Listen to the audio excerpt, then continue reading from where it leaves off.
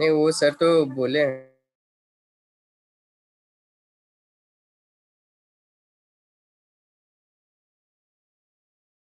এই তো আর আজকে মোটামুটি ঠিক আছে। আজকে ঠিক আছে? আচ্ছা মোটামুটি। আচ্ছা তোমার ক্লাস হয়ে গেলে কৌশিক লেকচার মেটেরিয়ালটা দিও, ওটা ওই বাচ্চাদেরকে পাঠিয়ে দিতে হবে, বুঝেছো? আমার লেকচার মেটেরিয়াল তো আমি দিয়ে দেবো, কিন্তু পুরো ম্যাক্সিমাম তো ভিডিও, সে তো আর দিতে পারবো না। সেগুলোকে তুমি তাহলে একটা লিংক বা কিছু করে ড্রাইভে আপলোড করে দিও না।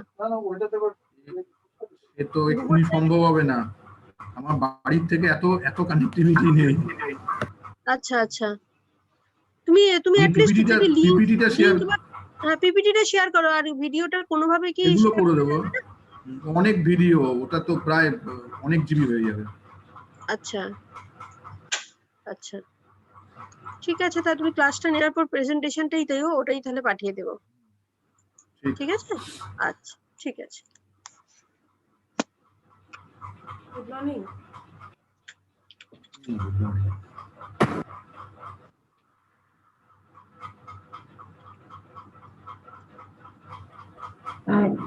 There are still some participants yet to join. Good morning madam, ভালো আছেন? সবাই জয়েন করেনি, let us wait for some. Okay.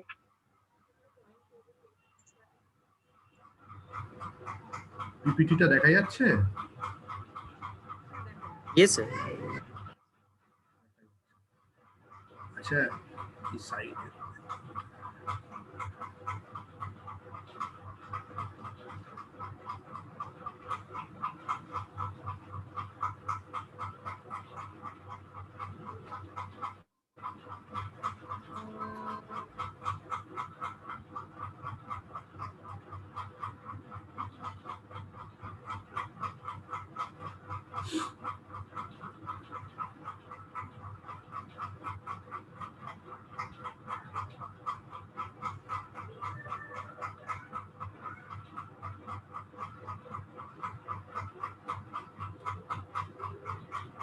Hello hello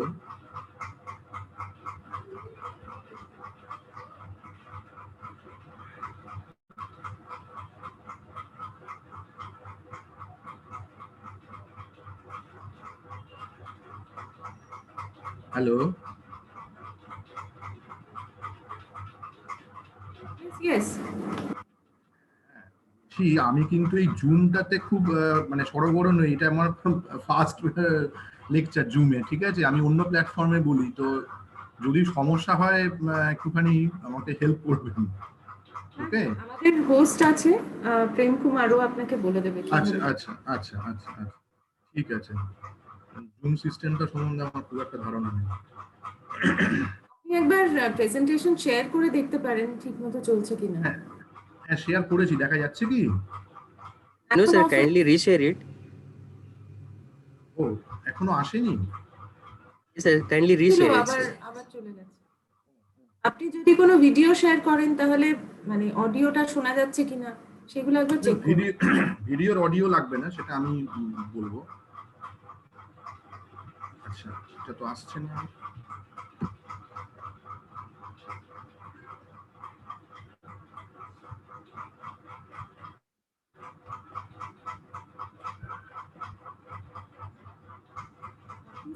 Please tell him হ্যাঁ আসছে এখন। এবার আসছে? Yes sir. লাইট দেখা যাচ্ছে।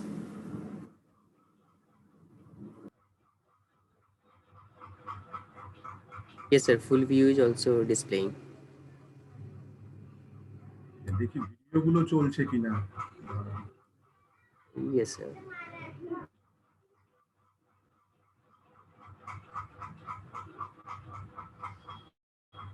So but in the video the audio will be not coming if you are not selecting the audio mode also in the audio is not share. required. Okay Audio is not required. yes sir, then it is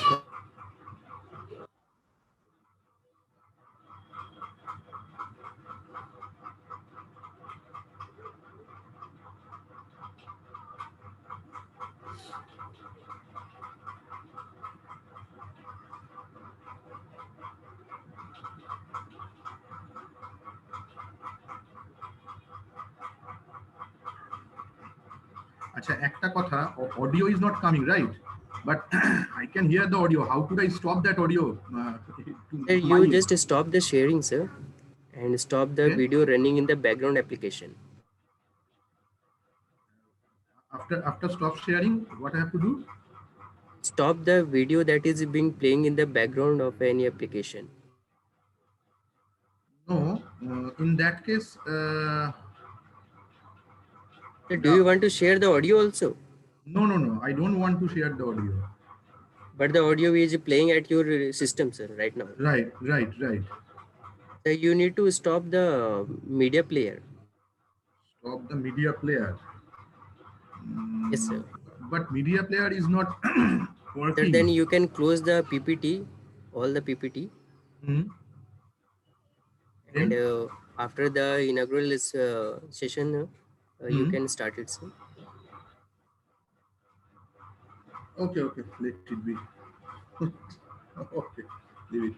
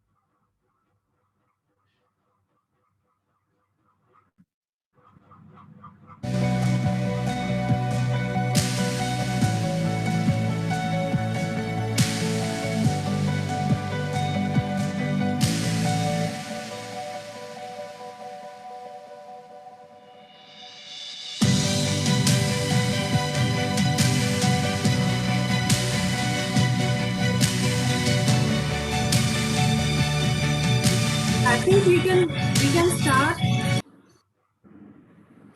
I think we can start. Around 63 have joined, and they will be joining in 5-10 minutes. I hope the rest.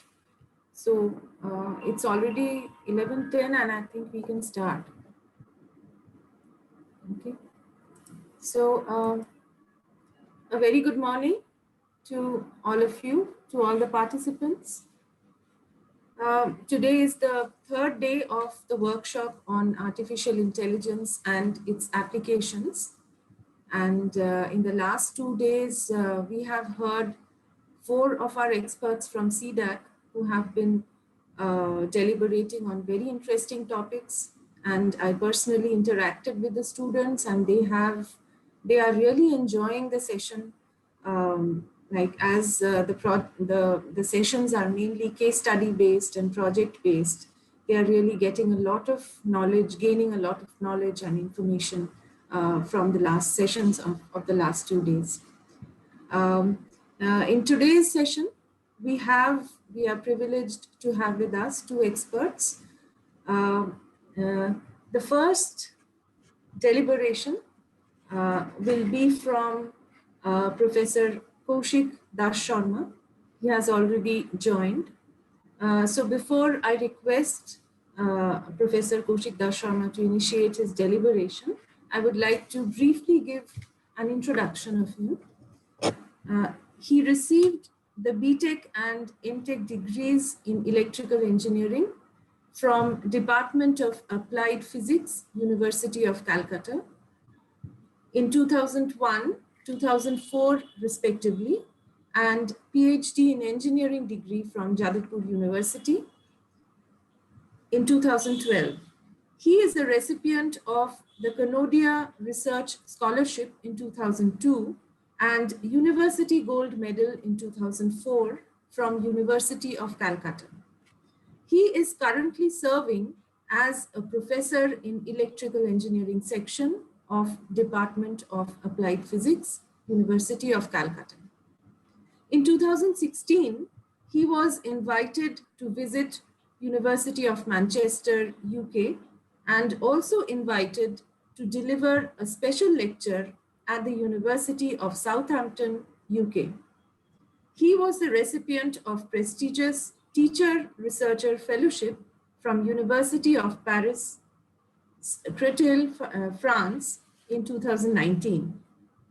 Dr. Das Sharma's key research interests include fuzzy control, stochastic optimization, signal processing, mobile robot navigation, and computational approaches in disease detection.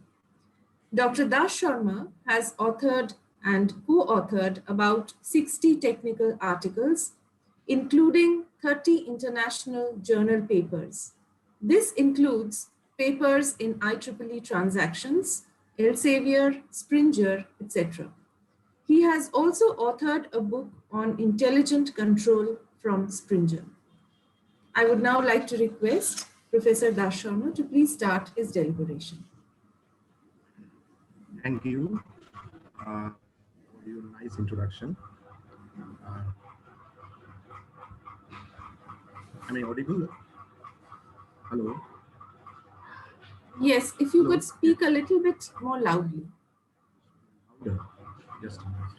Yes. Hello? Hello? Now it Yes, is sir. okay? Say, Okay. So, very good morning to all of you, and I'm also very much privileged that you approached me, particularly Dr. Hina Rai. She is our senior, so she approached me to deliver a lecture. So, the today's topic, I would like to share the video. Just a minute.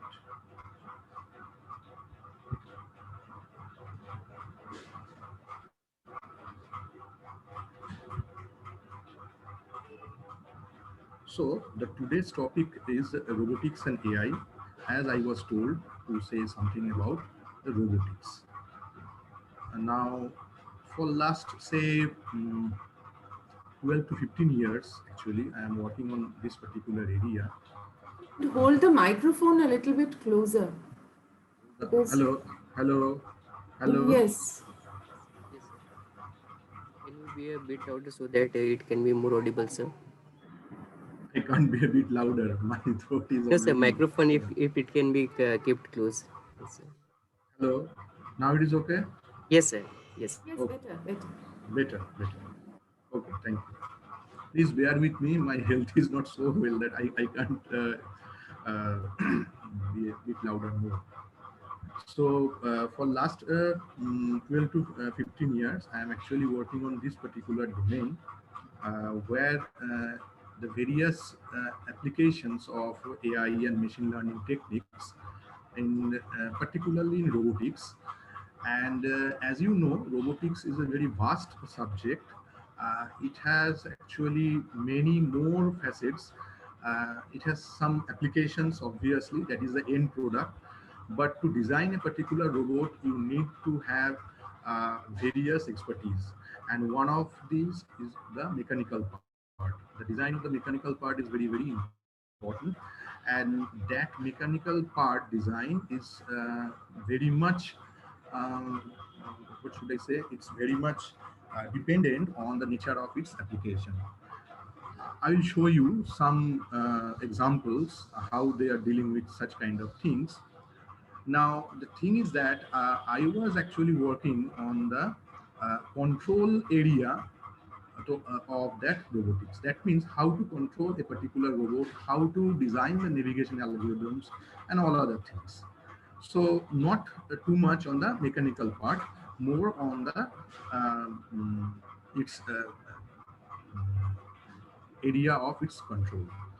So before going to start, just a brief outline is that um, I'll give you the different the idea about the different types of robots and what is the robot navigation and plenty of examples.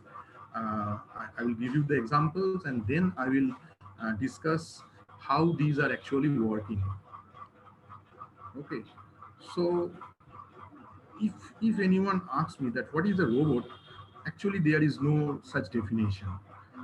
Uh, it's not a Newton's first law or second law that you have a definite type of definition. But the term robot, it was first utilized in 1921 uh, in a play uh, whose name was Some Universal Robots.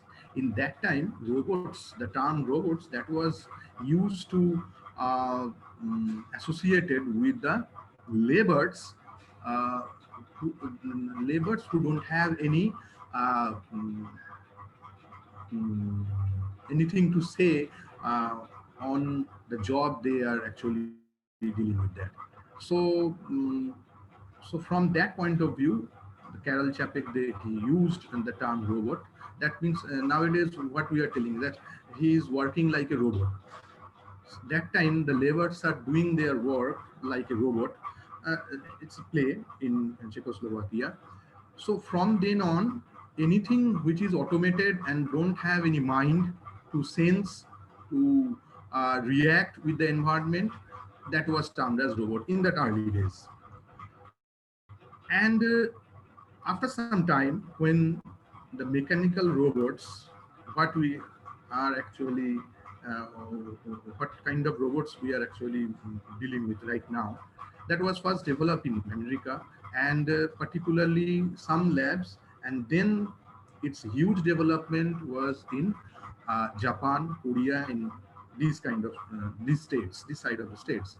So, but that time, uh, it was believed that a robot is something which is dumb, and robot is something which will just obey the orders. Orders means something which is written there inside the program.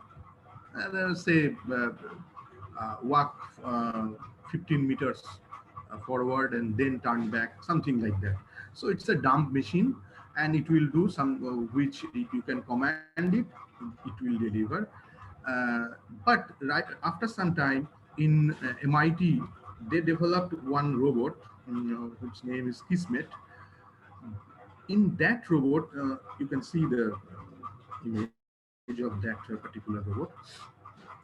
They introduced something which was beyond the imagination of the scientists of that time. In This was developed in 1970s, mid 70s actually. So what was that? The robot which exhibits some expressions, something like happy, sad, surprise, disgust, something like that. So that was a revolution that time in 1970s. But this kind of emotional expressions was strictly uh, for the testing purpose in some laboratory environment. Not that robots were manufactured at that time with this kind of emotional activities. So, uh, what is a robot right now? Kaushik, Hello? বলছি ব্যাকগ্রাউন্ডে না তোমার একটা noise আসছে, সেজন্য কথাটা পরিষ্কার ও আসছে না। আসছে না? তোমার মনে হয় Just ফ্যানটা Fans, চলছে বা ফ্যান কিছু। ফ্যান চলছে। ফ্যানটাকে হ্যাঁ, তুমি ফ্যানটা একটু অফ করে দাও। হ্যাঁ, করছি, ঠিক দাঁড়াও আছে। দাঁড়াও। Just a minute.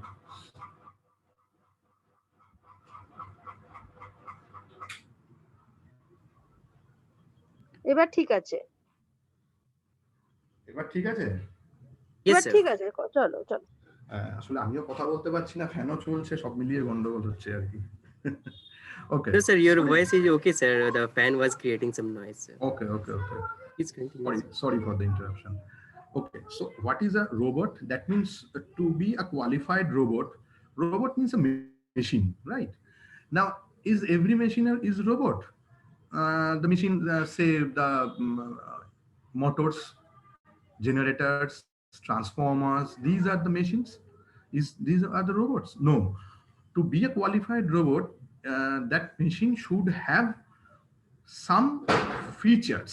And what are those features? It should have a sensing and perception. It should carry out different tasks. It should be reprogrammable. That part is very, very important, reprogrammable. And it should function autonomously and interact with the human being. The last point is added, say, for in last 3 to 5 years.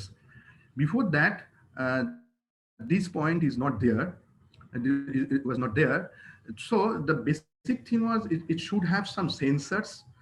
Now, some sensor, there are so many types of sensors used for the robots, and those sensors should gather the environmental data where the robot is actually navigating, and based on those information, it should create its own path and navigate accordingly. And it should have the capability to do some different kind of task. It may be a manipulation, it may be some physical task, and the reprogrammability should be there so that we can use a particular robot for many purposes. That is the very basic idea of using reprogrammable robots. And the interaction with the human beings, these are the very new thing. And in today's world, this particular part is termed as haptics. In haptics, the interactivity with the robots without having any physical connectivity between the human and the robot, actually the robot is behaving something like the human, what the human is gesturing or moving, something like that. So that kind of interaction is there nowadays. Now, the types of robot, there are basically three types of robot. One is ground robot, aerial robot, and underwater robot. Underwater robotics is very difficult, and altogether it is a different kinds of thing. Now, in ground robots, there are many types. One is, the basic one is the manipulator. Manipulator means it is something like the human hand. Manipulator is something like the human hand. And mobile robots means robot which can move.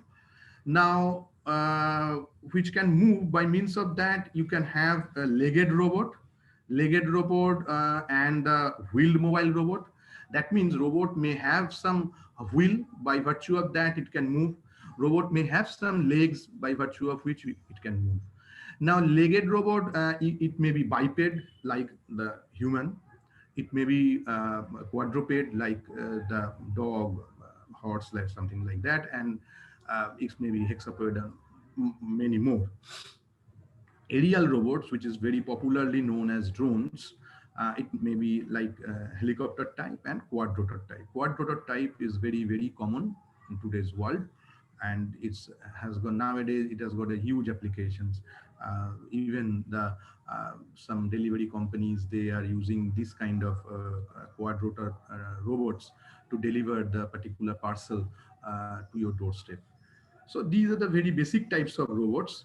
First of all, say the manipulator, arm type manipulator. These are the different images you can see. These two, this is a very Puma. This particular robot is, its name is Puma, and this is a robot manipulator. This is the robotic arm. These are the fingers. Okay, and these are the robot manipulators, but they can move, so these are mobile manipulators. Hello. Okay, so in modeling or the mechanism, this one is the simplified version of the manipulator.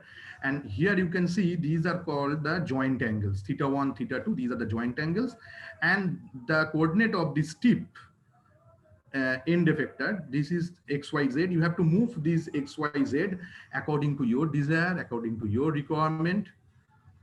And to move that one, you have to control the joint angles. That means theta1 and theta2. So to control these theta1 and theta2, you need some algorithm, obviously. Now, if this algorithm is based on some artificial intelligence, then you can say that the manipulator is basically based on, hello, hello. Yes, yes, you are Sir, audible. you are okay, sir. You are okay. Okay. If we want to control this manipulator, and we have to control these joint angles, that is theta1 and theta2. Now, to control this one, you need to have some algorithm, and if this algorithm is backed by some AI or machine learning algorithm, then you can say this robotic manipulator is based on your AI algorithms. Now, based on the situation, you have to design, or you have to judiciously select which kind of AI you have to apply over in this particular case. There are so many mathematics. Intentionally, I skipped all the mathematics because, as you know, to solve a robotic kinematics and dynamics, there are huge amount of mathematics are associated. And in my view, in online lecture, I try to avoid these mathematics. So without mathematics, you can see, first of all, these are very basic, simple kind of robotic manipulator.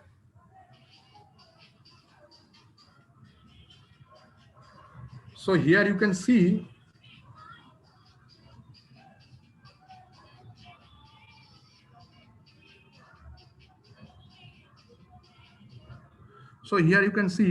this is the software given with that robot, and some doing some very basic algorithm or changes, you can control this robotic arm.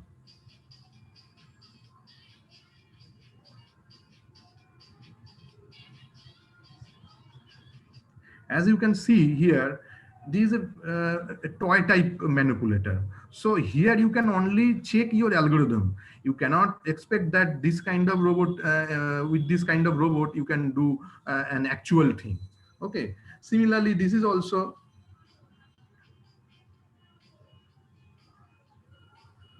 This is an example of typical pick and place. Just see.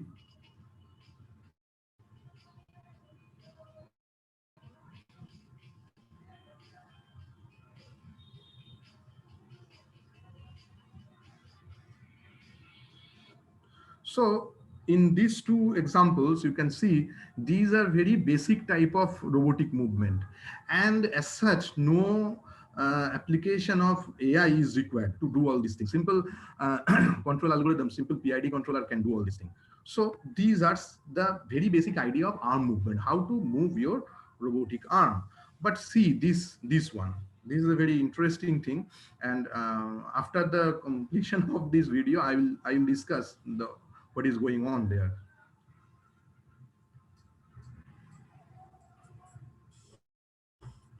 This is the factory of Audi in Hungary.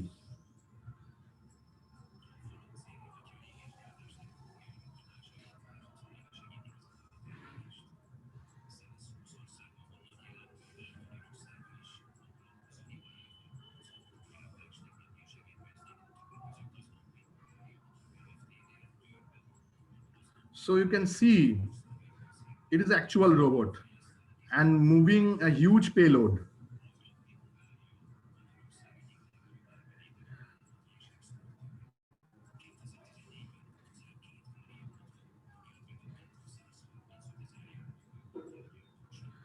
Here you can see it not only cater a huge payload, but also the accuracy of its movement. That is very, very important.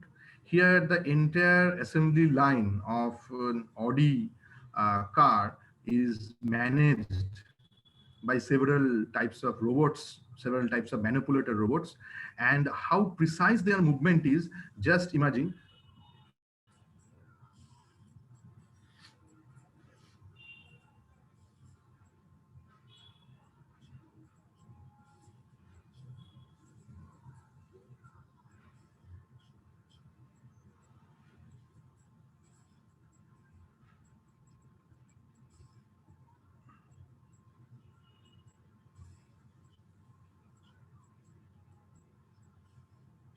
Another point is to you have to notice that there are different types of manipulator with different kinds of end effector. That means sometimes the tip of the manipulator, this is the end effector, that tip of the manipulator end effector is carrying a huge payload, then its type is something.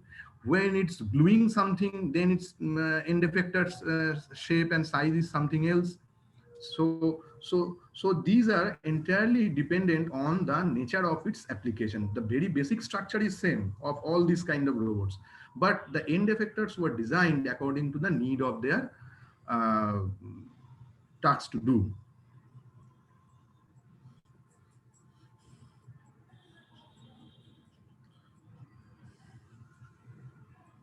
So here you have to just give the machine the complete design, and after everything is assembled, you can have the car. Okay. So in earlier example, in that case, you can understand if you have to apply or you have to exploit the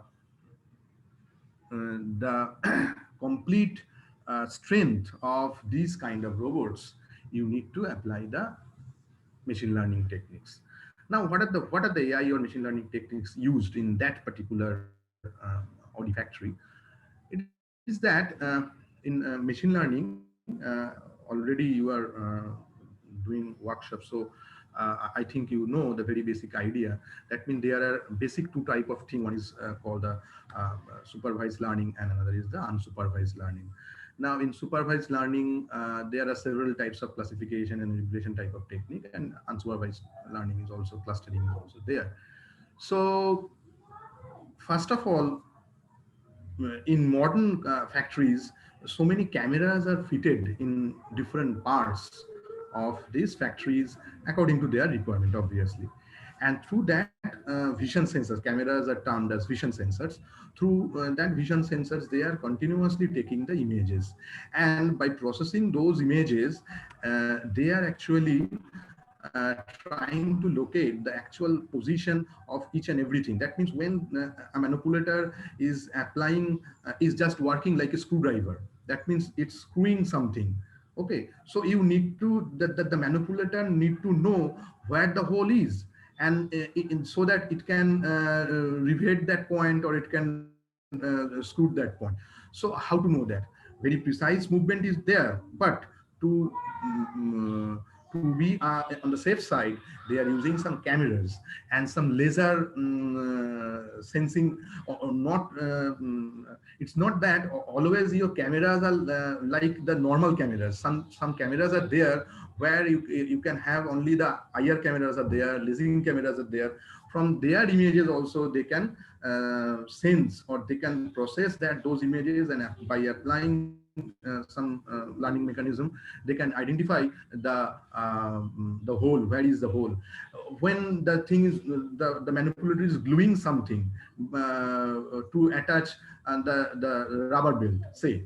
So that time also, to know the perfect edge where the glue has to be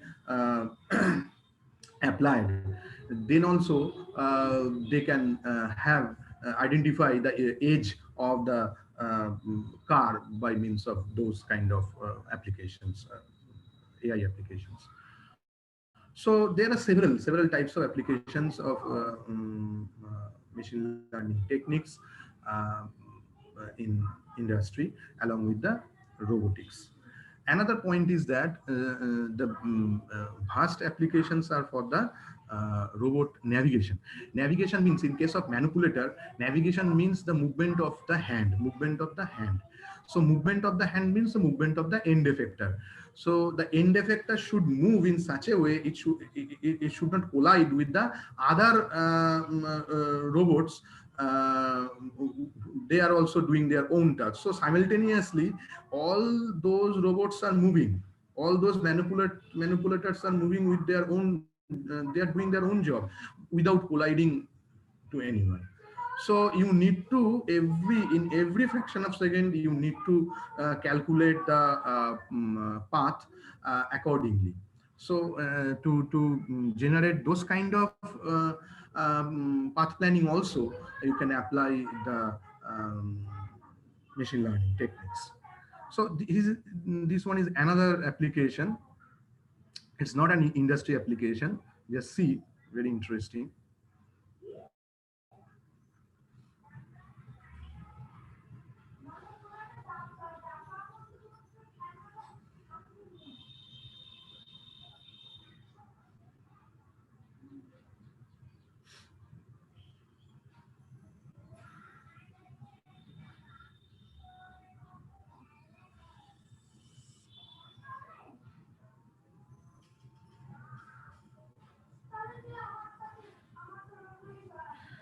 You can understand it's a table tennis match with a robot with the world number one table tennis player.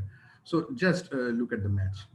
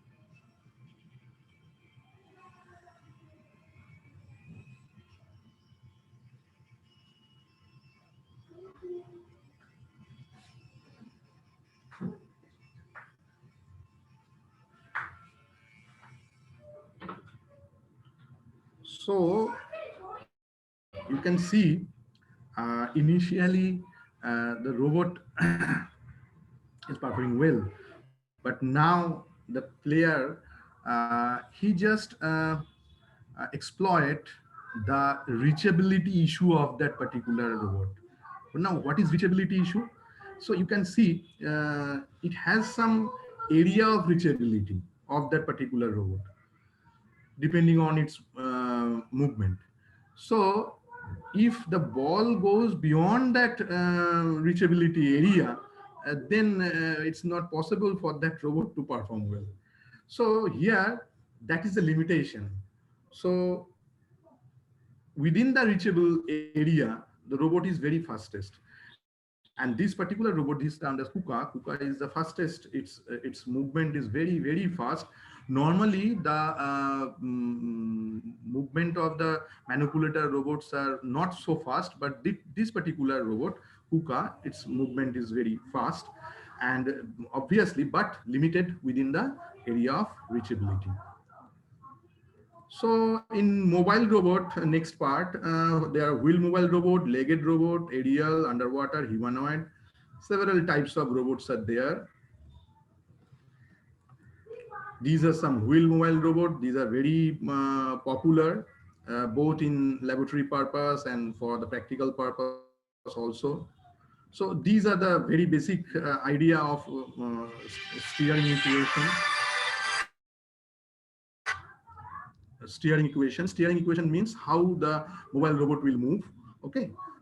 So this particular is the steering equation, and these are the velocities of x directional and y directional movement, and this is the heading angle, and based on that the robot will move. Now how the robot will move? If the heading angle means the angle of the robot with the with its movement of direction. If that heading angle is within 10 degree, it will not rotate, it will not turn actually. But if it is beyond that 10 degree, then it will turn. And it's a very simple logic is that if you want to turn on the left side, then you can slow down the left side velocity of your wheel, and you can rotate your right wheel velocity much more than the left wheel velocity. Then you can turn right, and likewise in left side also. So this is very basic idea of robot steering, and it's a combination of physical and computational components, obviously.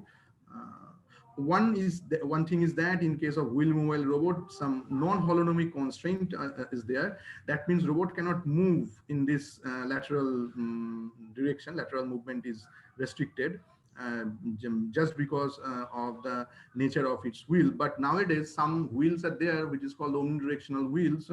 By means of that, you can also move in the lateral side. And another important point is that for idealized movement, there shouldn't be any slip between the wheel and the surface of the movement. Now, to avoid the slip, some slip sensors are also connected with the wheel, and belts are rubber belts are designed in such a way so that there will be no slip. So there are many sensors used in robots. It's maybe ultrasonic, it's maybe sonar sensor, GPS, gyroscopes are there. And the most important, and nowadays these are used as the vision sensor. Vision sensor, basically two types. One is called monocular. Monocular means only one camera is fitted there. And stereo vision is something like our human vision. Two cameras are required, and camera models are also there. The application of machine learning technique is also here. You can apply the different kinds of machine learning techniques in stereo vision, because in stereo vision, what you have to do, you have to capture the images from both of your cameras, and then using those two image, you have to identify the actual scene in a single image. So this conversion, our human mind is actually doing that very naturally and automatically, but in robotic design you have to do that with some algorithm, and algorithm is there, plenties of algorithm are there to do this kind of projection. And in that particular case also you can apply artificial intelligence. Now, in robot navigation, there are actually two types of environment. One is called the static environment, where the everything is static, only the robot is moving. In that case, some classical approaches are Disaster's algorithm, Esther algorithm. These are the very popular algorithm used for last, say, 30 years. And the most challenging one is obviously the dynamic environment. And dynamic environment means the robot is moving in an environment where some other objects are also there, which are also moving. And sensor-based path planning is the best option in that particular case. Another point is that you may have a map-based environment. That means before navigating in an environment, you have the map of that particular environment. Map of this particular environment means you know where the obstacles are there. If it is a static environment, you know where the obstacles are there. So based on that, before entering into the scenario, you can pre-plan your navigating path, and you can move there. So obviously it's a very easier thing, and the most challenging one is the mapless. That means you don't have the map. So and the, in a mapless environment, the technique how these robots will move, that is called the SLAM. SLAM means it's a simultaneous localization and mapping. That means you are just here and you don't know the map, and here is the exit point. So simultaneously you have to move forward, and you have to localize yourself based on the nearby features, and then you have to do the mapping. So simultaneous localization and mapping is a very popular thing. Now this is a technique how to do this. I'll show you. So these are some objects, these red points are some objects, and this is your robot. So after movement, it is assessing the nearby objects, distance from those, and then move, and then again assessing the nearby objects, and then move. So this is basically a technique. This is basically a technique. Now, how to realize this technique? This is a very popular technique. How to realize this technique? Here also you can apply the artificial intelligence and very much. How to detect these objects? By detection of these objects are very important. Improper detection of objects will give you a collision. So this is very important. Now just see this particular movement of robot where it's a slam based navigation.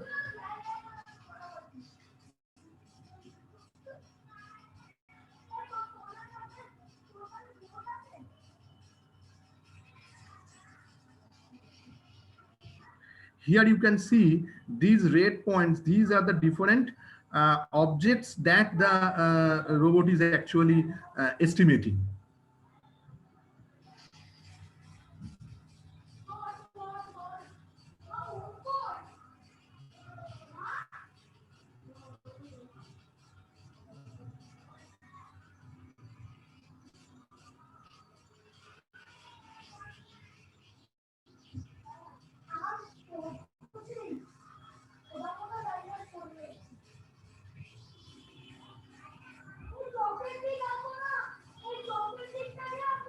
So goal reached.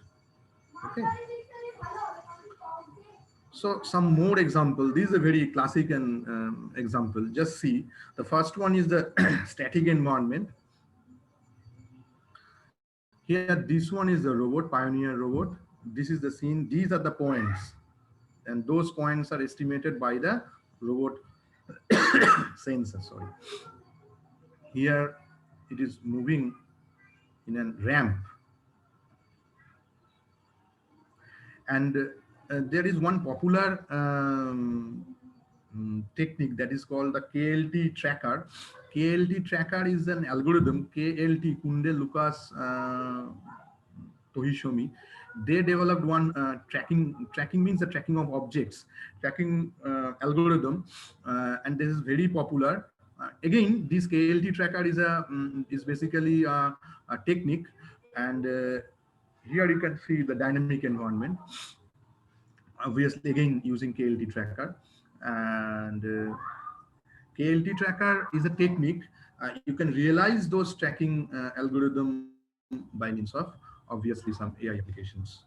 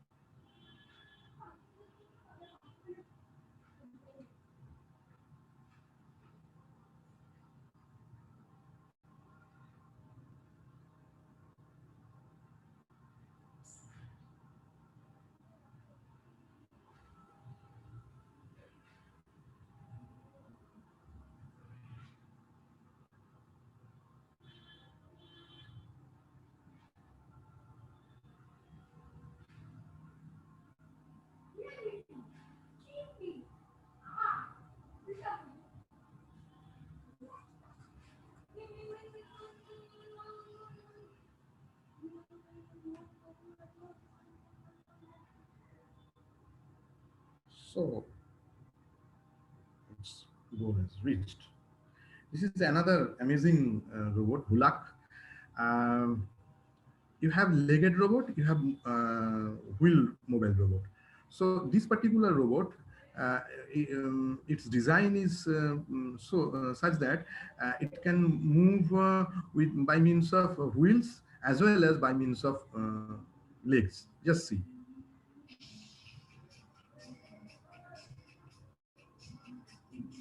This is an exhibition actually. Now it is moving on legs. Now it is on the wheel.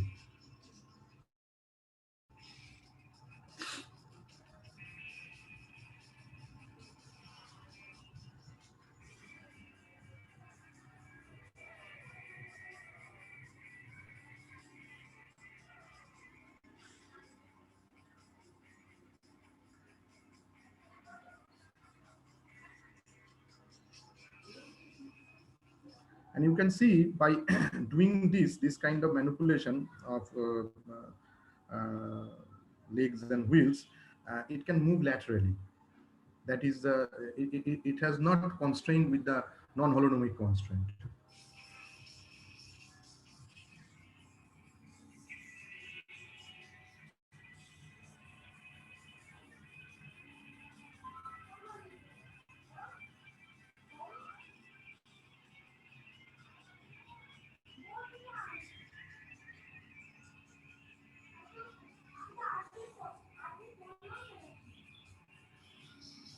So it is something like that. This one is very important. This is called the Boston Big Dog, developed in Boston University, and it is a very earlier one. It can take a huge payload, and it can move in different scenarios, different environment. I'll show you, and it has got the disturbance rejection technique also. Just see.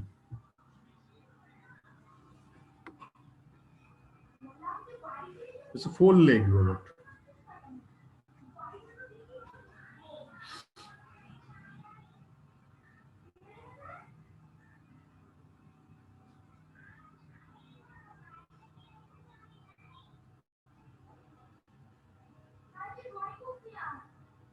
Just see.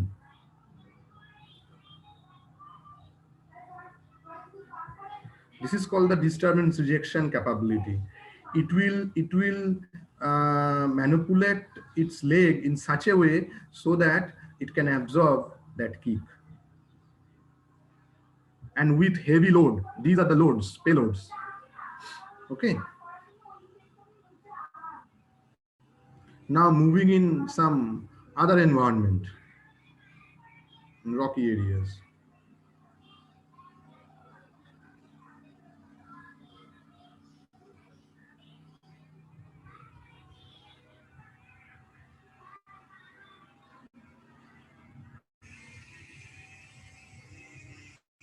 Moving in a slope.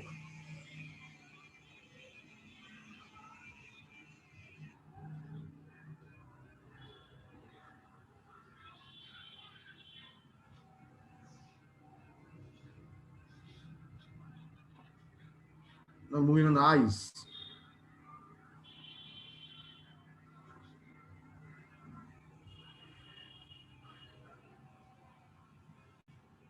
With huge payload, it's now moving.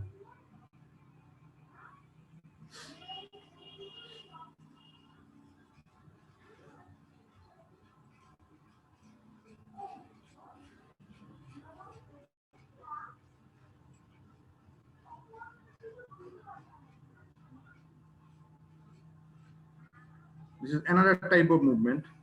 And just see.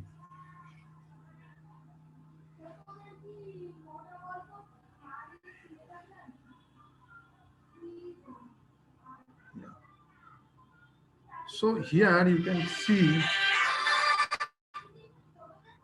see, that uh, the movement of this big dog robot by Boston University, uh, it has got many features. Disturbance rejection feature, it can move in different types of environment. Accordingly, it will restrict its path. It restrict its reach based on the nature of the surface where it is moving. So this is a very new thing at that time. It was this big dog was developed 15 years back, 15 to 20 years back. So it's a very good breakthrough. Now the aerial, that means the quad rotor. You know, this is a very basic diagram of a quad rotor. That quad rotor means 4 number of rotors are there, and the movement was basically based on different velocities of the rotors. That means if the velocity of the 4 rotors are equal, then it will move steadily. If we want to move in this direction, then you have to slow down the two rotors speed, and accordingly, if you want to move something like that, you can see it's very well depicted here also. So you can have the pitch movement, yaw movement, roll movement, different types of movement. So just an example, this is the crazy file 2.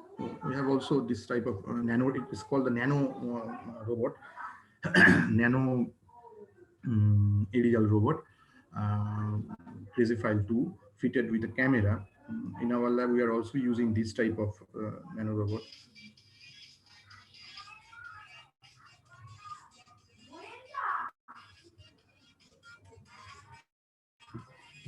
This particular this by this from this laptop, the control algorithms are running here for this one, and this particular screen is for the view of the camera view of the robot. The camera is fitted over here.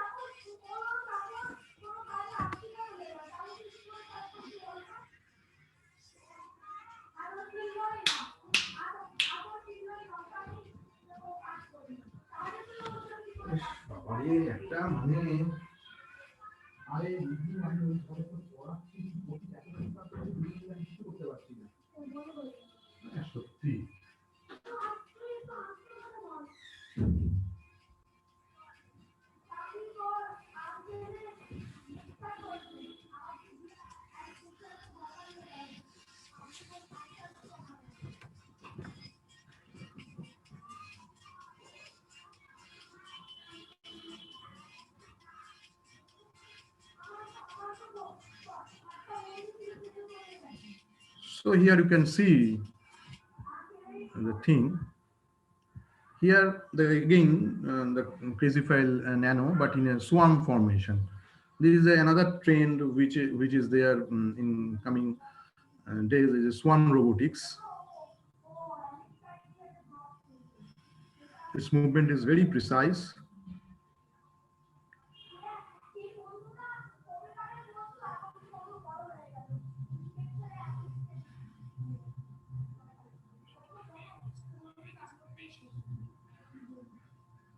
The flying with the formation.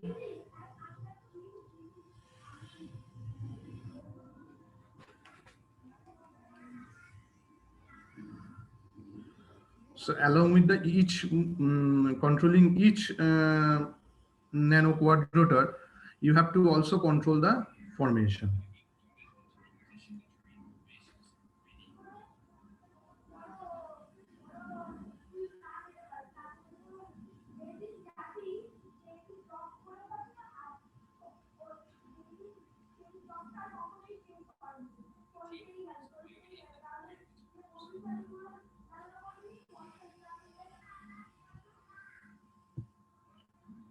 And finally, the ultimate application that was shown in one industrial fair in Japan a few years back, where you can see the ultimate application of AI in robotics. Yes, see.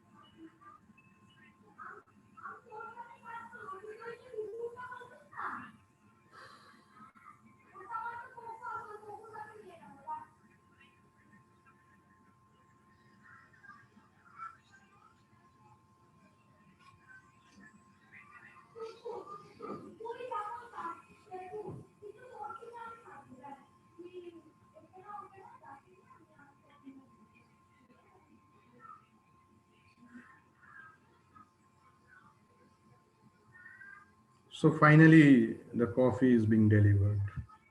Okay. So in summary, there are different applications of robot and different way of developing those robots for different applications are there. Many industry needs different types of uh, end effectors, movements, and accordingly the design should be such that. These are some very basic references. Thank you.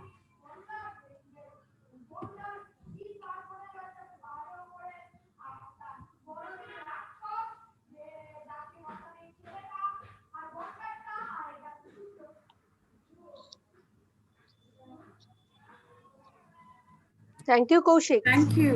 Yes, Thank thank you you. very much, Professor Kaushik, for this wonderful deliberation. ভিডিওগুলো কি সব দেখা গেল? হ্যাঁ, হ্যাঁ, video দেখা video গেছে, সব দেখা গেছে। ওকে ওকে। excellent presentation, very demonstrative. We have questions for our students. Sir, will you be able to stay with us till the end of the next session? No, no, no, it's not possible. So then let us take the questions right now. Right, right. First question is a toy car, can a toy car be called a robot? No, toy car is not a robot. I told you that to be a qualified robot, the machine should have those features. If the machine, colloquially, we can say it's a robotic car, but in true sense, from scientific point of view, it's not a robot. Okay. It should have the following features that I have already discussed.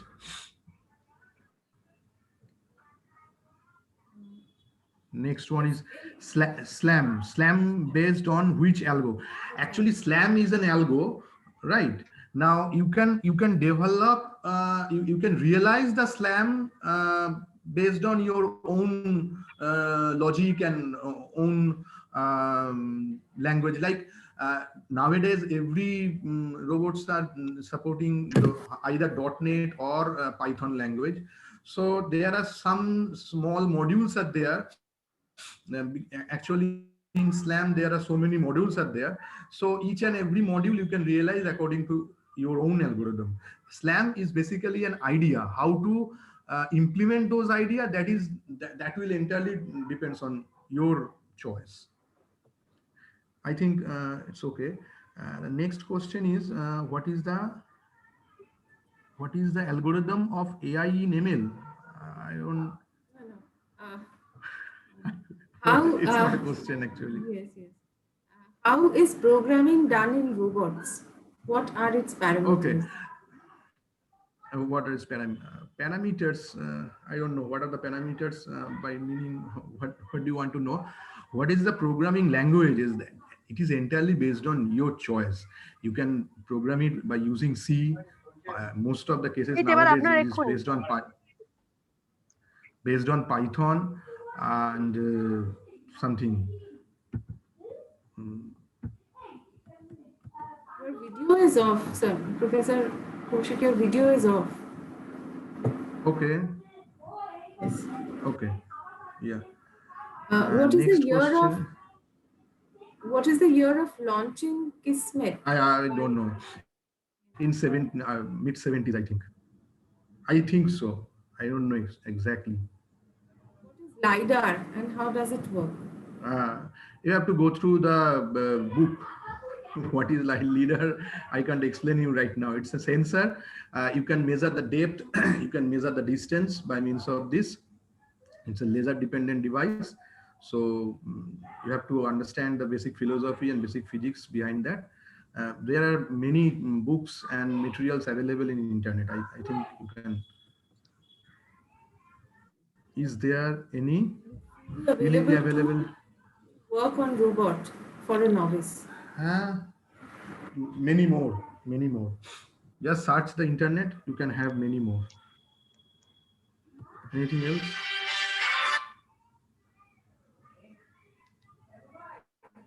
No, there is. Several participants have raised their hands. Yeah. Can you please raise your hand once again so that we can let you in?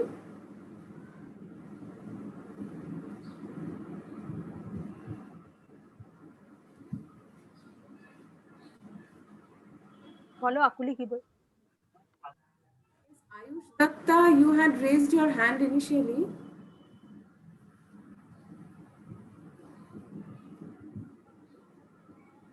Anyone would like to ask? You can raise your hand.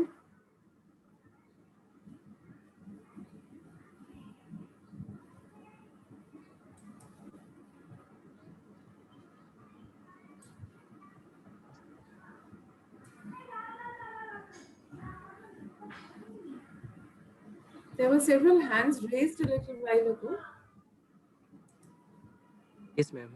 I'm not able to find the name, ma'am. Ma'am, any name, ma'am? Another question by Ankon Ghosh. Um, what are the fundamental things for making any robot? And can we implement emotions like humans in robots? Yeah, I know in which class you are. BTech in which year or MTech? Your background? We have let Yeah, him in. madam. Please unmute yourself, Ankon. Ankan Ghosh, unmute your mic. Hello, sir. Hello. Please ask. Hello. Yeah. Sir, In which class you are? sir, I am a new কোন student. ক্লাসে পড়ো? আমি sir কোন এই ক্লাসে পড়ো? First ইয়ারে join করেছি। First year B Tech? না স্যার, আর্টিফিশিয়াল ইন্টেলিজেন্সটা আমার স্পেশালাইজেশন আছে। তুমি কিন্তু কি বিটেক ফার্স্ট ইয়ার তুমি কিসে পড়ো? কি পড়ো সেটা জানতে চাইছি। আইটি তে স্যার। তার মানে তো বিটেক নাকি এমটেক কি পড়ো? না স্যার, আমারটা অনার্স কোর্স স্যার। বিএসসি তা সেইটা বলো। আমি বিএসসি আইটি পড়ি, তুমি বিএসসি ইন আইটি পড়ো তাই তো? হুম। ফার্স্ট ইয়ারে এবছর হায়ার সেকেন্ডারি পাস করেছো? হ্যাঁ। হ্যাঁ, বুঝতে পারছি না তোমার ব্যাকগ্রাউন্ডটা না জানা থাকলে আমি তোমার যা প্রশ্নের উত্তর দিতে পারবো না। তো সেটা হচ্ছে তুমি যদি করতে চাও ফান্ডামেন্টাল থিংস এর ব্যাপার নেই, তুমি নেটে যাও। আরডুইনো বলে এক ধরনের জিনিস আছে, নাম শুনেছো? আরডুইনো শোনোনি? তুমি তাহলে আরেকটু পড়াশোনা করো, মাইক্রো কন্ট্রোলার জিনিস পড়তে হবে তোমাকে। হ্যাঁ, তোমাদের পড়ানো হবে নিশ্চয়ই। মাইক্রো কন্ট্রোলার পড়ো, আরডুইনো মাইক্রো কন্ট্রোলার পড়বে যখন, সেটা দিয়ে প্রচুর রোবট বানানো যায়। এটা একটুখানি শিখতে পারলে খুব সোজা। এর প্রোগ্রামিং স্যুট আছে অলরেডি অ্যাভেলেবেল, ফ্রিলি অ্যাভেলেবেল। এটা দিয়ে তুমি ছোট ছোট অনেক রোবট বানাতে পারবে। ঠিক আছে? আর একটু অ্যাডভান্স যদি কিছু করতে চাও তাহলে রাসবেরি পাই বলে আরেক ধরনের মাইক্রো কম্পিউটার আছে, সেটা দিয়ে কাজ করতে পারো তুমি। তবে আমার মনে হয় তোমার এখনো তোমার সেই জায়গায় যাওনি, তুমি আরেকটু না পড়াশোনা মানে করো। পুরোপুরি নতুন জিনিসগুলো আমার কাছে। হ্যাঁ, তুমি স্যার মানে একটু প্রচন্ড পড়াশোনা করো। ইন্টারেস্টিং, সেই কারণে আমি এটা জানতে খুব চাই। ভালো। আর ঠিক আছে, okay, thank you. Thank you sir. Yes, two more participants have raised their hands. Ramiz Raja, we are letting you in. Yes, Hello, please sir. ask. Yeah, what is your question? Sir, একটু আগে আপনি একটা video দেখালেন, সেখানে আপনি বললেন যে একটা যে কার আছে সেটা মুভ করতে পারছে, আবার সেটা মানে ইউজিং হুইল আর আপনার নর্মালি মুভ করতে পারছে। আমার একটা কোয়েশ্চেন ছিল যে একটা টয় কার মানে নর্মালি যেটা রিমোট কন্ট্রোল কার থাকে সেগুলো কি মানে রোবট বলা যেতে পারে? আপনি আনসার বললেন না। এই প্রশ্নের উত্তর হ্যাঁ না বলেছি। হ্যাঁ, ঠিক। হ্যাঁ, এবার বলছি, তাই তো? এবার হচ্ছে আপনি আর মানে ওয়ার্কশপ চলাকালীন আপনি একটা কথা বলেছিলেন যে রিপ্রোগ্রামেবল হতে হবে। তাহলে কি রিপ্রোগ্রামেবল মানে যদি ডেফিনেশন যদি মানে কোনো ডেফিনেশন নেই, তাহলে আমি কোন সেন্সে একটা জিনিস রিপ্রোগ্রামেবলের ডেফিনেশন আছে। রিপ্রোগ্রামেবল হচ্ছে ফিচার, রোবটের ডেফিনেশন হয় না বলেছি সেভাবে। কোনো একটা মেশিন, তার যদি কিছু ফিচার থাকে, কি কি ফিচার থাকবে? তার সেন্সিং থাকতে হবে। সেন্সিং করার পরে সেই যে ইনফরমেশনটা গ্যাদার করলো সেটাকে প্রসেস করতে ওকে পারতে হবে। প্রসেস করার পরে ওকে একটা কনক্লুশন ড্র করার ক্ষমতা থাকতে হবে। এবং এই যে কনক্লুশনটা ড্র করবে প্রসেস করে, তার জন্য একটা প্রোগ্রাম ভেতরে থাকতে হবে। এই প্রোগ্রামটা আমি আমার ইচ্ছা মতো যখন খুশি চেঞ্জ করতে পারবো। এবং বেসড অন দ্যাট প্রোগ্রাম এই প্রসেস করার পরে ও একটা কিছু আউটপুট প্রোভাইড করবে। And based on that output ও একটা কোনো টাস্ক সেটাকে ডেলিভার করবে বা অ্যাচিভ করবে। এইটা যার যার যে মেশিনের এই সবগুলো থাকবে তাকে আমরা রোবট বলতে পারবো। এবার তুমি চিন্তা করে দেখো যে এই যে বাচ্চাদের যে খেলনা গাড়ি পাওয়া যায় কিনতে, তার কি সবগুলো আছে? যদি থাকে তাহলে সেটা রোবট, আর যদি না থাকে তাহলে হলো না। এই সিম্পল। আমি জানতে চাইছি। ওকে, সেটাই। Thank you. Okay, Ayush Datta, please let him in.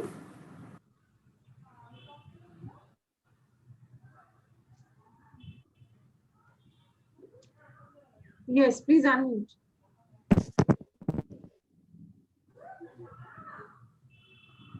Unmute yourself, Ayush. Hello. বলো। হ্যালো, হ্যাঁ স্যার। বলো। বলছি যে আমার একটা প্রশ্ন, এটা আমার একটা প্রশ্ন, মানে অনেক দিনের প্রশ্ন, যেটা যে আমি বলতে চাইছি যে ইলেকট্রিক্যালের যে সেখানে এই রোবট বা আর্টিফিশিয়াল ইন্টেলিজেন্স এর অ্যাপ্লিকেশন কি করা যায়, বা মানে করলে সেটা কিভাবে করা যেতে পারে? ধরুন এই যে আপনি যে রোবট যে দেখালেন, যে তার তো রোবটের অনেক ফাংশন, অনেক কাজ, হ্যাঁ, তো এইটাকে আমি ইলেকট্রিক্যাল ইঞ্জিনিয়ারিং যদি আমি আমি অ্যাপ্লাই দাঁড়াও করি। দাঁড়াও, তোমার কাছে ইলেকট্রিক্যাল ইঞ্জিনিয়ারিং মানে তুমি কি বোঝো? আমি নিজেও ইলেকট্রিক্যাল ইঞ্জিনিয়ার। তোমার ইলেকট্রিক্যাল ইঞ্জিনিয়ারিং এর ডেফিনেশনটা কি? ইলেকট্রিক্যাল ইঞ্জিনিয়ারিং এর ডেফিনিশন বলতে মানে মানে কি বোঝো? কোনটাকে বলে ইলেকট্রিক্যাল ইঞ্জিনিয়ারিং? পাওয়ার না, সিস্টেম আর পাওয়ার মেশিন? সিস্টেমের আমি পাওয়ার জানি। সিস্টেম। হ্যাঁ, শোনো। হ্যাঁ, মোস্ট অফ দ্য কেসেস আমরা ইলেকট্রিক্যাল ইঞ্জিনিয়ারিং বলতে যেটা বুঝি সেটা হচ্ছে পাওয়ার সিস্টেম আর ইলেকট্রিক্যাল মেশিন। এই ধারণাটা হচ্ছে আজ থেকে 30 বছর আগেকার। তুমি তোমার ধারণা এবার একটু চেঞ্জ করো। এই 30 বছরে পৃথিবী বদলে গেছে। আমি যেগুলো বললাম এগুলো ইলেকট্রিক্যাল ইঞ্জিনিয়ারিং। ইমেজ প্রসেসিংটাও ইলেকট্রিক্যাল ইঞ্জিনিয়ারিং এর মধ্যে পড়ে এখন। হ্যাঁ, আচ্ছা, তোমার কোশ্চেনটা হওয়া উচিত পাওয়ার সিস্টেমের রোবোটিক্স এর অ্যাপ্লিকেশন কি আছে, নট ইন ইলেকট্রিক্যাল ইঞ্জিনিয়ারিং। ওকে, হ্যাঁ, না মানে আমি হ্যাঁ, আমি বলছি পুরোটা কি তোমাকে বোঝাতে চেয়েছি আর কি। আমি শুধুমাত্র পুরোটা তো পাওয়ার সিস্টেম। আমি আমি যেগুলো বললাম সবটা ইলেকট্রিক্যাল ইঞ্জিনিয়ারিং। আচ্ছা, না আমি হ্যাঁ, ব্যাপারটাকে যেহেতু আলাদা হিসেবে দেখছি, সেই হিসেবে বললাম। না, না, ঠিক আছে। আলাদা আলাদা দেখুন। ওকে, আয়ুষ আমি একটা উত্তর দিই তোমাকে, যেটা স্যার হ্যাঁ, প্রথম থেকে বলছেন যে একটা রোবট বা রোবোটিক্স বলতে যেটা বোঝাচ্ছে সেটা দেখো মাল্টি ডিসিপ্লিনারি। একটা রোবট মাল্টিডিসিপ্লিনারি। যখন উনি চালাচ্ছেন, যে একটা মেকানিক্যাল সিস্টেম চলছে, ধরো ম্যানিপুলেটর চলছে কিংবা হুইল চলছে, তার সেটা চলার জন্য তোকে ড্রাইভ দিতে হচ্ছে, that is your electrical system. তার মধ্যে যে লজিকটা লিখছেন সেটা ইলেকট্রনিক্স। এবার তার মধ্যে আর্টিফিশিয়াল ইন্টেলিজেন্স ইনকর্পোরেট করছেন, নেভিগেশন অ্যালগোরিদম দিচ্ছেন, স্ল্যাম দিচ্ছেন, these all are your soft computation, তার মানে কম্পিউটার সায়েন্স ইঞ্জিনিয়ারিং। তার মানে রোবট বা রোবোটিক্স বা রোবোটিজম যদি আমরা বলি, সেখানে কিন্তু কোনো একটা ডিসিপ্লিন হলেই হয় না, সেখানে প্রত্যেকটা নলেজটাকেই কিন্তু ইন্টারলিঙ্কড। মিলিত। মানে তুমি হ্যাঁ, যদি একটা ড্রাইভ বা একটা পাওয়ার সিস্টেম শুধু লাগিয়ে দাও, বাড়িতে একটা লাইটই জ্বলতে পারবে, কিন্তু সেটাকে কখনোই রোবট বলা যাবে না। যেটা স্যার ফার্স্ট পাতাতেই ডেফিনেশন দিয়েছেন, it should be reprogrammable, multi-purpose, multitasking work it will able to handle। তো সেটা হলেই তবে কোনো ডিসিপ্লিনই কিন্তু আজকের দিনে মনে হতে পারে না যে একা একা ব্যাকডেটেড কেউ বা থাকবে কিছু। না। প্রত্যেকটা ডিসিপ্লিনেরই কিন্তু অ্যাপ্লিকেশন আছে, প্রত্যেকটা আইসিপিএস ফিল্ডে। হ্যাঁ, সাইবার ফিজিক্যাল সিস্টেম যদি তুমি দেখো, ইলেকট্রিক্যালটা হচ্ছে মোস্ট ভাইটাল এরিয়া, যেটা ছাড়া কোনো কিছু করা যাবে না। আচ্ছা, বুঝতে পেরেছো? আমি একটু ম্যাডামের সাথে অ্যাড করছি ওর হ্যাঁ, কোশ্চেনটা। বলুন বলুন বলুন হ্যাঁ, আমি বলো। ওর কোশ্চেনটা আরো স্পেসিফিক আমি বুঝে গেছি। ও ইলেকট্রিক্যাল ইঞ্জিনিয়ারিং অ্যাপ্লিকেশন মানে ও ধরো পাওয়ার সিস্টেমে বলছো, আমি পাওয়ার সিস্টেমই তোমার অ্যাপ্লিকেশন বলছি। সেটা হচ্ছে ধরো একটা লং ট্রান্সমিশন লাইন টানানো হবে। ট্রান্সমিশন লাইন বোঝো তো? হ্যাঁ, হ্যাঁ, হ্যাঁ স্যার। হ্যাঁ, এবার এই ট্রান্সমিশন লাইন যে টানানো হবে, সেই ট্রান্সমিশন লাইনে আচ্ছা, আরো এক্সাম্পল সহজ করে বলি। তুমি ট্রেনে করে যাতায়াত করেছো নিশ্চয়ই। ট্রেন যখন ইলেকট্রিক, যেটা ট্রেনে তুমি দেখবে যেটার সঙ্গে প্যান্টোগ্রাফটা টাচ করে থাকে সেই তারটাকে সবসময় হরাইজন্টাল থাকতে হয়। তো ওপরে কিন্তু আমরা জানি যে দুটো পোলের মাঝখানে একটা তার টাঙালে সেটা স্যাগ সবসময় আসবে। তো এই স্যাগটাকে অ্যাভয়েড করার জন্য ড্রপার্স লাগানো থাকে, দেখবে ওই হরাইজন্টাল রাখার জন্য। ঠিক আছে, কারণ এই যে ড্রপার্স গুলো আছে, এই ড্রপার্স গুলো কত ডিস্টেন্সে রাখতে হবে তার ক্যালকুলেট করে করে অটোমেটিক্যালি ড্রপার্স বসিয়ে যাওয়া। ধরো 5 কিলোমিটার, 10 কিলোমিটার, 15 কিলোমিটার, কি এখান থেকে দিল্লি অব্দি পুরো ইলেকট্রিফিকেশনের কাজ হচ্ছে রেলওয়ে লাইনে। হ্যাঁ, তার যে ড্রপার্স এর যে ফিক্সেশন, এটা এখন রোবোটিক মুভমেন্টের থ্রুতে হয়। ঠিক আছে, আচ্ছা, আচ্ছা। এরকম প্রচুর প্রচুর অ্যাপ্লিকেশনস আছে। তুমি কোন ইয়ারে পড়ো ইলেকট্রিক্যাল ইঞ্জিনিয়ারিং? কোন ইয়ারে পড়ো? ফাইনাল ইয়ার চলছে। ফাইনাল ইয়ার চলছে। কোন কলেজে পড়ো? আমি ব্রেনওয়্যারে পড়ি। ব্রেনওয়্যারে পড়ো। আচ্ছা, তোমার আমি একটা কথাই বলবো বারবার করে, তুমি মানে ইলেকট্রিক্যাল ইঞ্জিনিয়ারিং মানে শুধু পাওয়ার সিস্টেম আর মেশিন এইটুকু ভেবো না আর কি। হ্যাঁ, এখন সবটা মাল্টিডিসিপ্লিনারি। আর মানে ইলেকট্রিক্যালের ম্যাডাম যেটা বললেন, পারভিউটা অনেক বড়, অনেক কিছু তার মধ্যে আসে। ওকে, না আমি ভাবছি না বলেই এই যে কোর্সটা এই যে ওয়ার্কশপটা চলছে এটাতে পার্টিসিপেট করেছি, ঠিক আছে, কিন্তু শোনো আমার তোমার ব্যাপারটা যদি ভালো লাগা আছে বললেই আমি এই জন্য এই ওকে, বিষয়টা অবশ্যই অবশ্যই অবশ্যই অবশ্যই। আর স্যার খুব আরেকটা ভালো। কথা আপনি একটু আগে বললেন যেটাই হুম আরডুইনো মাধ্যমে হুম রোবট তৈরি করা, স্যার এটা মানে হুম। কিভাবে মানে কোনো আরডুইনো আমি নামটা জানি কি হয় মানে পুরোপুরি বিষয়টা আমি জানি না, এটা কিভাবে তাহলে আমি একটু জানতে পারবো? পড়াশোনা করতে হবে, নেটে অ্যাভেলেবেল স্যার আছে বলছি সমস্ত কিছু। মাইক্রো কন্ট্রোলার আমাদের ছিল, মাইক্রো কন্ট্রোলার ছিল 8085 8086 না, ছিল। ওই দিয়ে হবে না, ওই দিয়ে হবে না। 8085 8086 এ তুমি তো বসে বসে ওই ইয়ে কোড লিখে লিখে কাজ করতে। হ্যাঁ হ্যাঁ হ্যাঁ এটাই অ্যাসেম্বলিতে হ্যাঁ, assembly।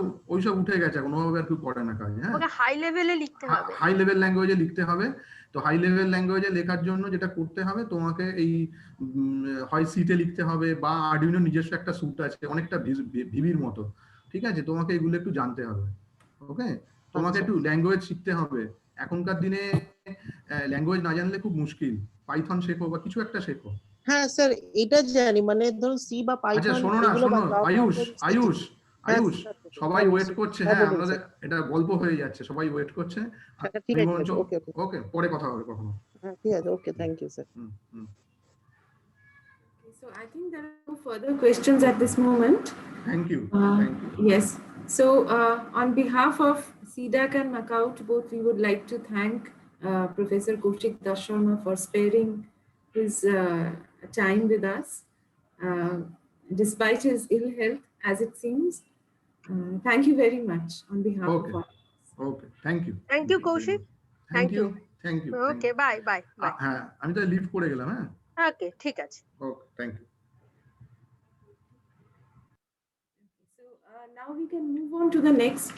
Yeah, Sanjay da is also ready. You may start the next session. Yes. Yeah, hi. Am I audible? Yes, yes. Yes. Welcome to the third day of the workshop, Mr. Sanjay Chaudhary. So I would like to give a brief introduction before he begins his session.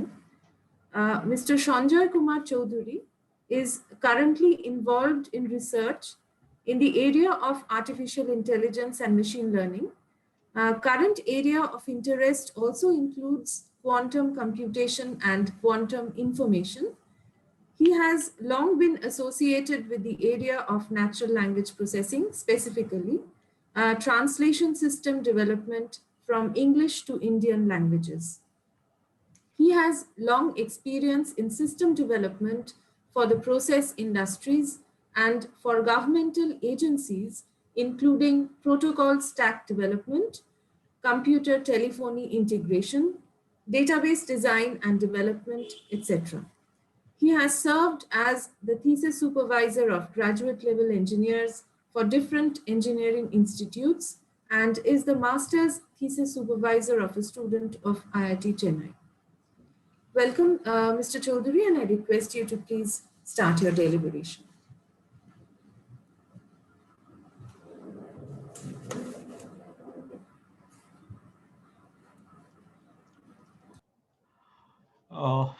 I have shared my screen. Is it visible to all of you?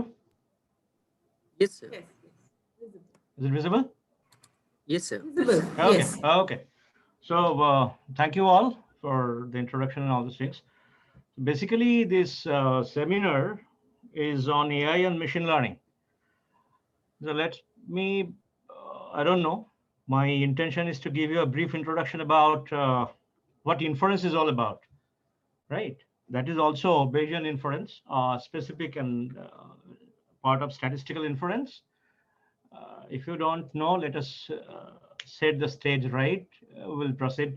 We'll check you along in our path. So to start with, we know that this is an area of big data and all these things, right? So you are flooded with data from internet, from your IoT devices, from where not, from everywhere. You are gathering all sorts of data regarding all sorts of information and all these things, right? So the basic question, if I throw to the podium that given this data, what are the things you do?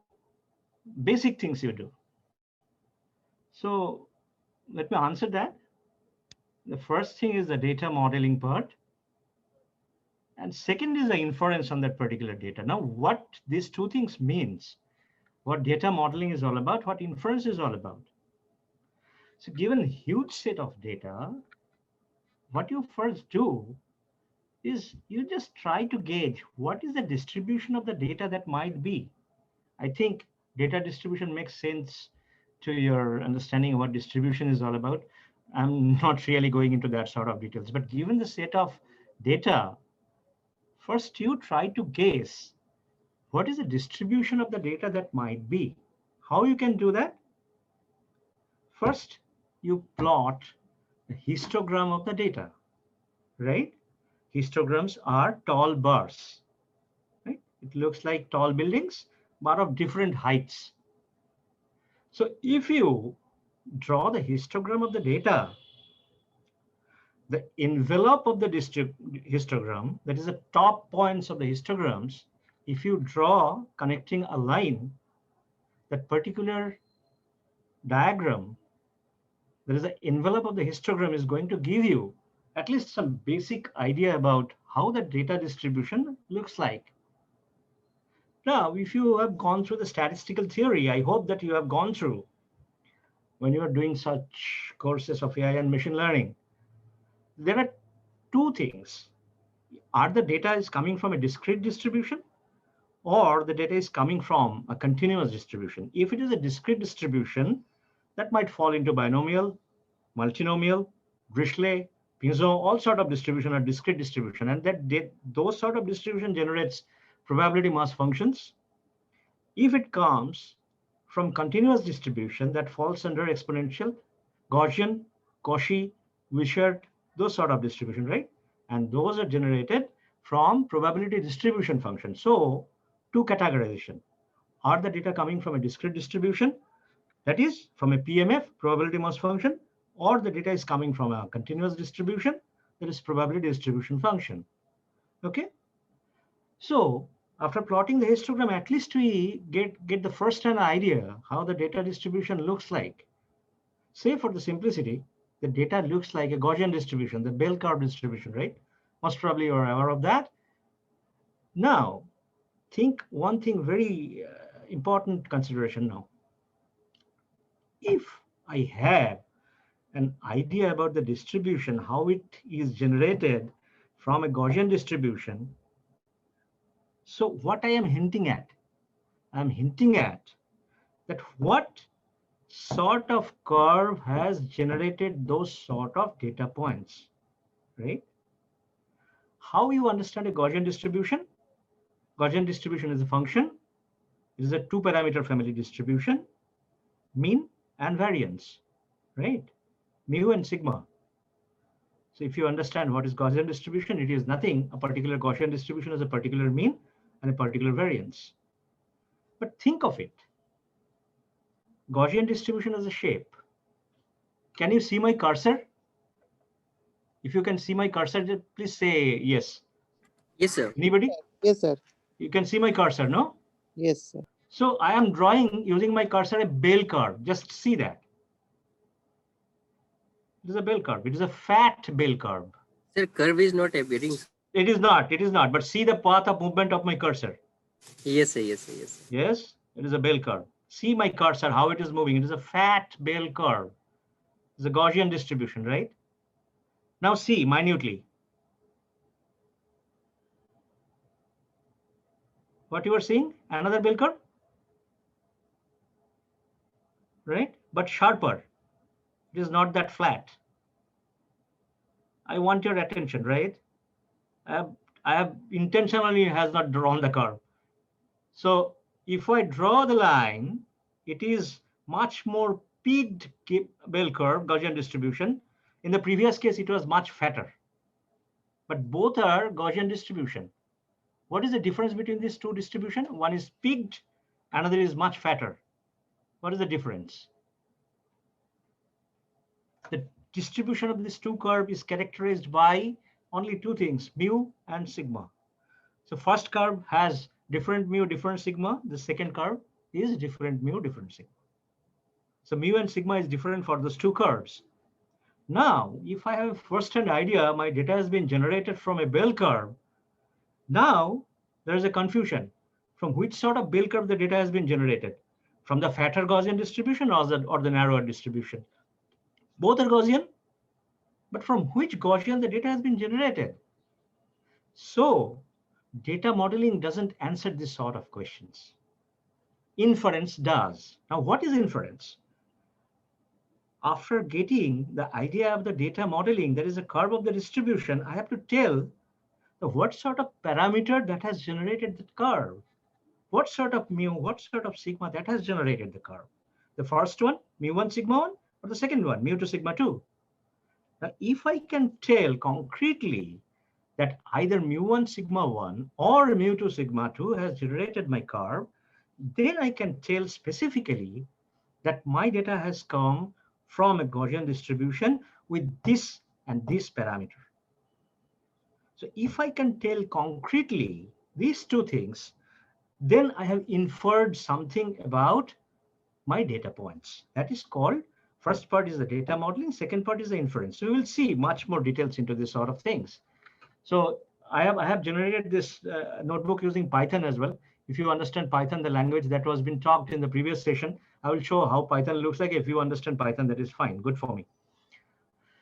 So two things, data modeling and inference. But inference is not only all the time is based on the data that you face. It is something else, right? What else? Let me tell you by playing a game, a very simple game, a very simple game. Everybody can look at my face. You can see me. You see me and tell me what might be my age. Give me some sort of answers. Anybody? Anybody hearing me? Yes, sir, but the participants can put the answer in the chat box. Oh, you just put those things in the chat box. Let me see.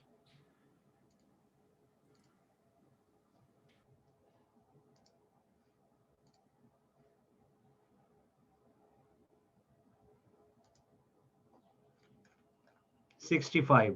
Good. Anybody? 55. Okay. Anybody?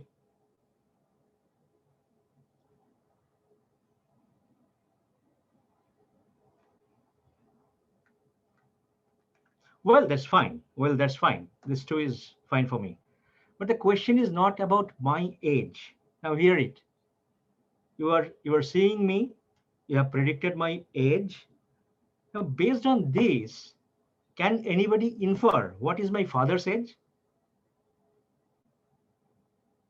The question is this, that you are seeing me, you know, by seeing my features, you can come up with some sort of answers, which is 65 or 55, whatever may be. But now you give the answer, what might be my father's age? Can anybody give that particular answer? The You write response that? is coming 80, 85. 80, 85, fantastic. But you have not seen my father. How you have got so accurate information about my father's age? This is fantastic. This is inference. So what might be the answer? You know that everybody is going to tell me we have, for the past so many years, we have acquired through societal interaction, through our tutors learning and all these things, we have acquired this information. The give and take with a percentage, if I add 30, that is going to produce that particular person's father's age. So think of it.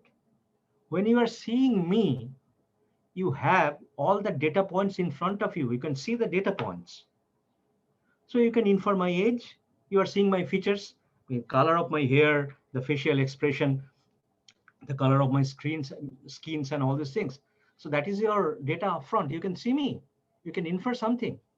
But you are also at the same time inferring something which you have never seen before. But so accurate, my father's age is 83. And somebody is telling that it is 85. Absolutely correct. Think of it, so peculiar, this sort of things.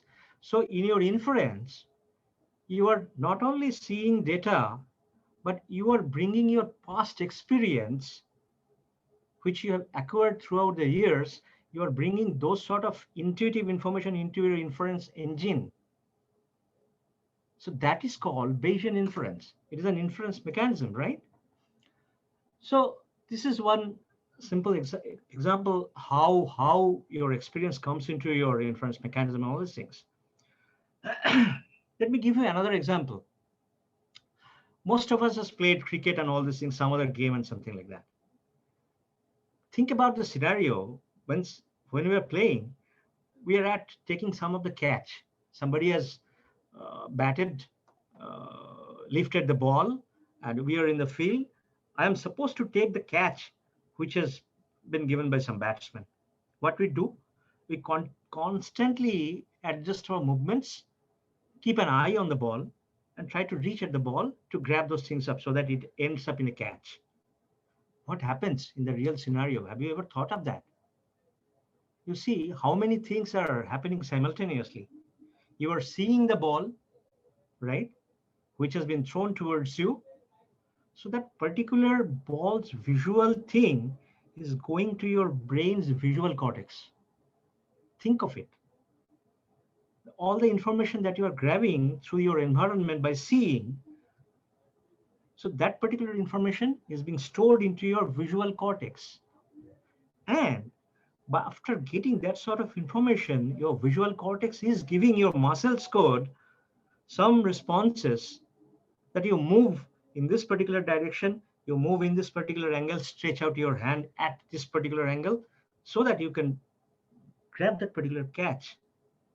So the information, visual cortex information is your input. It is going to your visual cortex, and the output is given by the brain to your muscles coordinates. So there is an interaction between these two separate coordinates done by the brain. And brain is not always successful. So most of the catches are done, but some of the catches are missed as well. Why? Because brain's calculation is faulty. Brain is a faulty machine. As all measuring devices, they are faulty.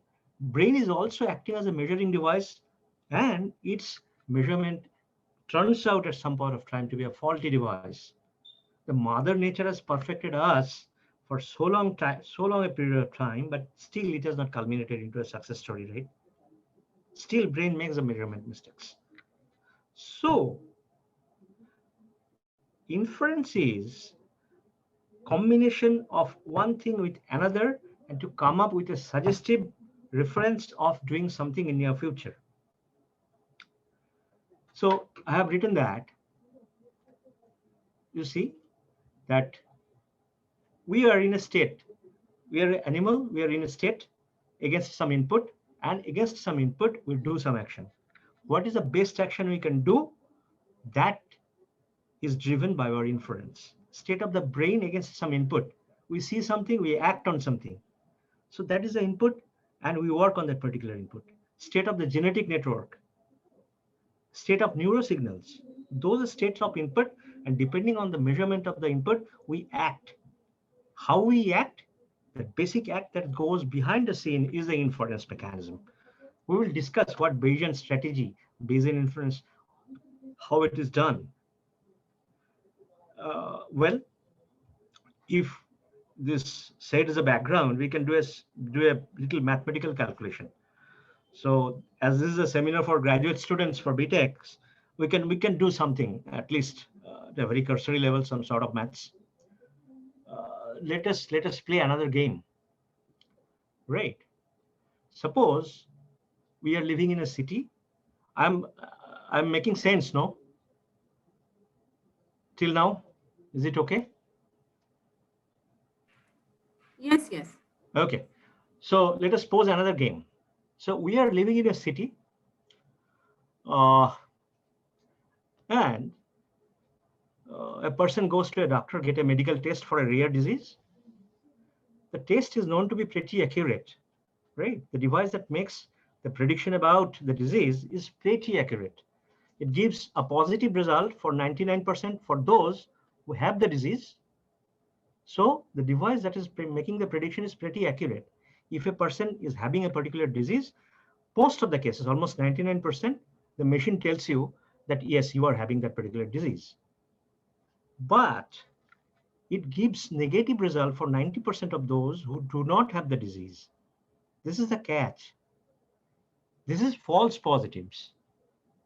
So if you don't have the disease, 90% of the case, the machine gives you that you don't have that disease, that particular disease. But in the 10% case, it doesn't catch up the disease. It tells you that you might be having that particular disease. This is the problem.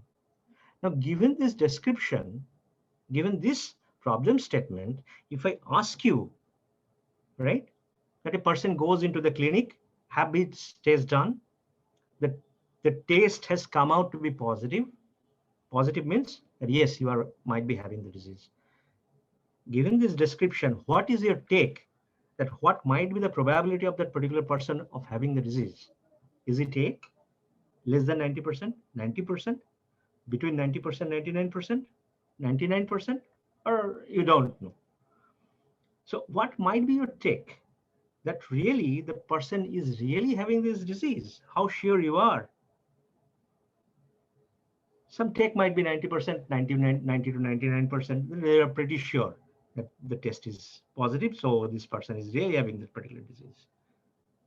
Now, this is the general information. Now, if I give you more information about the disease, that the disease is a very rare one. It means that 2% of the population, let's say, is having that particular disease. It is a very rare disease, as I have told you before, and 2% of the people might be having the chance of having that rare disease. If I give you this background information, does it change your perception about having the disease or not having the disease?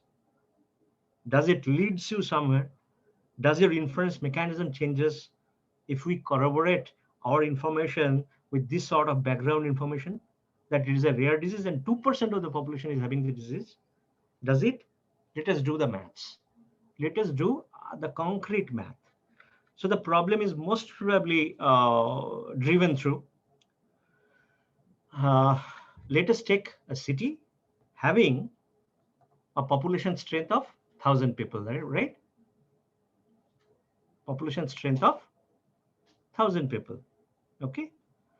So I have told that 2% of the population might be having the disease. 2% of the population might be having the disease. So out of 1,000, what is the number of the people that might be having the disease? 2% of 10,000 is 20. 20 people has the disease. That is a concrete thing.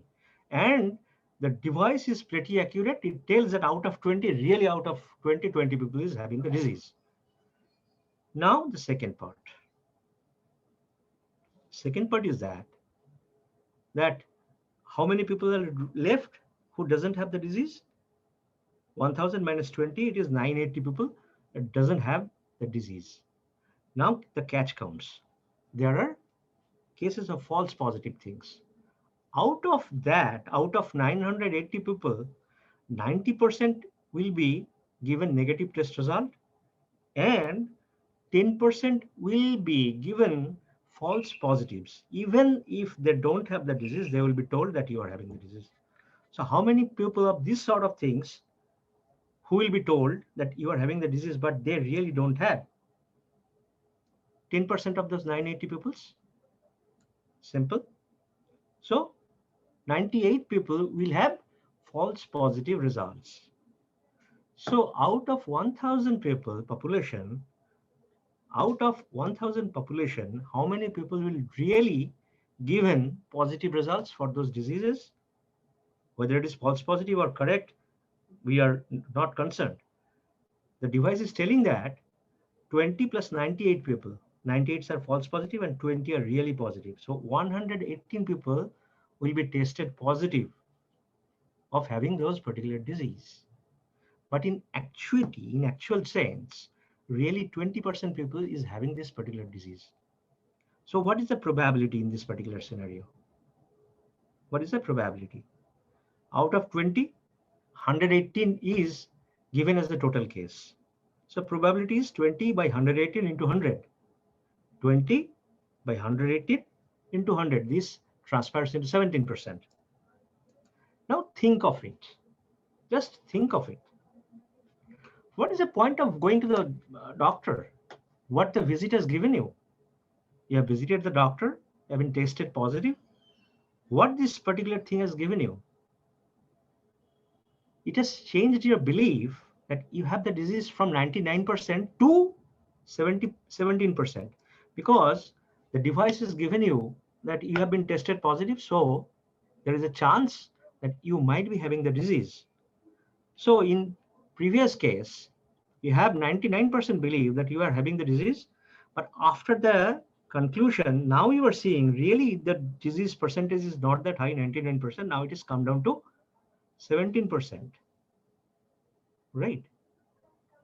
So think about the scenario before going to the doctor and after coming out of the clinic. Before going to the test, chance of having the disease was 2%. Because it was a rare disease, the chance of having the disease was 2%. Now you are having the chance 17%. Not high, as high as 99%, but it has increased your chance. So two things, the data and the background information is changing your belief from some pre-calculated things to some new changes. That is my point of driving things. Everywhere it is like this. If you only see the data without having the background information, your inference mechanism might be a bit faulty. But if you take along all the informations that you have acquired from the inference engine from the outside world, or your own background information that you have acquired through your ages, if you bring those information into your inference mechanism is going to be better than only seeing the data up front. So this is the background. Let us start with the actual experimentation, right? Let us do an experiment which I have given as a picture. So in the left of this picture, there are 3 bars. These 3 bars are basically gratings, optical gratings, right?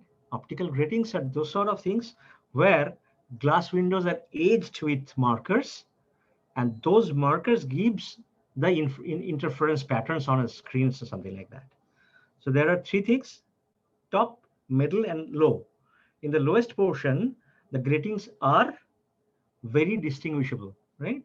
So this particular grating is sharp contrast, having sharp contrast between whites and blacks. The middle one is less contrastive, and the top one is something intermediate between less contrast and high contrasting. The first one is intermediate, the second one is minimal, and the third one is the highest one. The contrast is highest here in the last one, in the middle it is the least one, and the top one is intermediate. Now if I show you those sort of contrastive gratings in front of your eye, what happens? Those gratings goes through your retina. It is being registered into your visual cortex. So brain has visual cortex. It has all sort of gathering information, and brain neural activity happens. If we measure those neural activity using fMRI images, the fMRI images looks like the right panel. Here, you can see the color of fire, those sort of things are going inside the brain. Those are effectively fMRI images of the brain that is going on. So if we see something, this sort of reactions, neural responses generates in our brain, right? That can be taken care of how it is happening using fMRI images. So this is the setting. Now, given this particular setting, what is the problem we are going to solve? What sort of problem we are going to solve? What sort of inference we are trying to get at? See this. The first thing, what we are showing in front of your eyes, those sort of things are called stimulus. The stimulus that excites your retinal neurons, basically. Those are called stimulus. Stimulus is known as AS. And inside the brain, there are some noisy process happening. Because as we have given examples, the brain is a measurement devices and the measurement device is noisy. It makes errors. So it is a noisy process inside the brain that happens. This noisy process is known by a probability distribution. We will come to this particular thing. PM given is, I will explain what is this all about. But you understand, when the brain gets some sort of stimulus, something happens inside the brain, a noisy process. And that generates the fMRI images, that is a measurement outcome. So fMRI images gives you some measurement outcome, M star. Now, this thing is very important. Given this M star, I have to design a particular function F that takes M or M star as an input and comes up with something which is S, right? This S is called the measurement of stimulus S. What is happening? Let us make the thing very straight. We are giving stimulus to our eye. There is some neural activity, which is M. If we can measure M through experimentation, through different experimentation, what experimentation I am going to tell you. If we can measure M, from that given M, can I infer? Through that given M, can I infer what sort of images in front of my eye that has caused this particular measurement to happen? Think of it. This is inference. Let me reiterate again what is happening. I am giving some sort of stimulus in front of my eye. Brain is doing some sort of measurement, giving me the measurement response, M. So I am having as my data this sort of M, nothing else. If I am given this sort of M, how can I tell that this particular M has come from this sort of stimulus? If I can tell this sort of thing, I am inferring something about the stimulus. The stimulus is not known. I have to infer about the stimulus.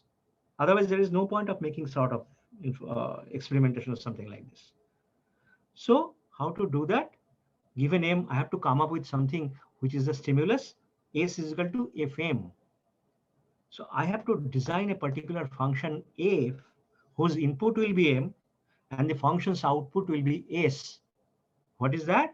Given this measurement, I have to tell the function should be designed like this, that given this particular M as an input, it will spit out something so that I understand that what sort of stimulus has that caused this sort of measurement. So I'm inferring something which is happening in the outside world.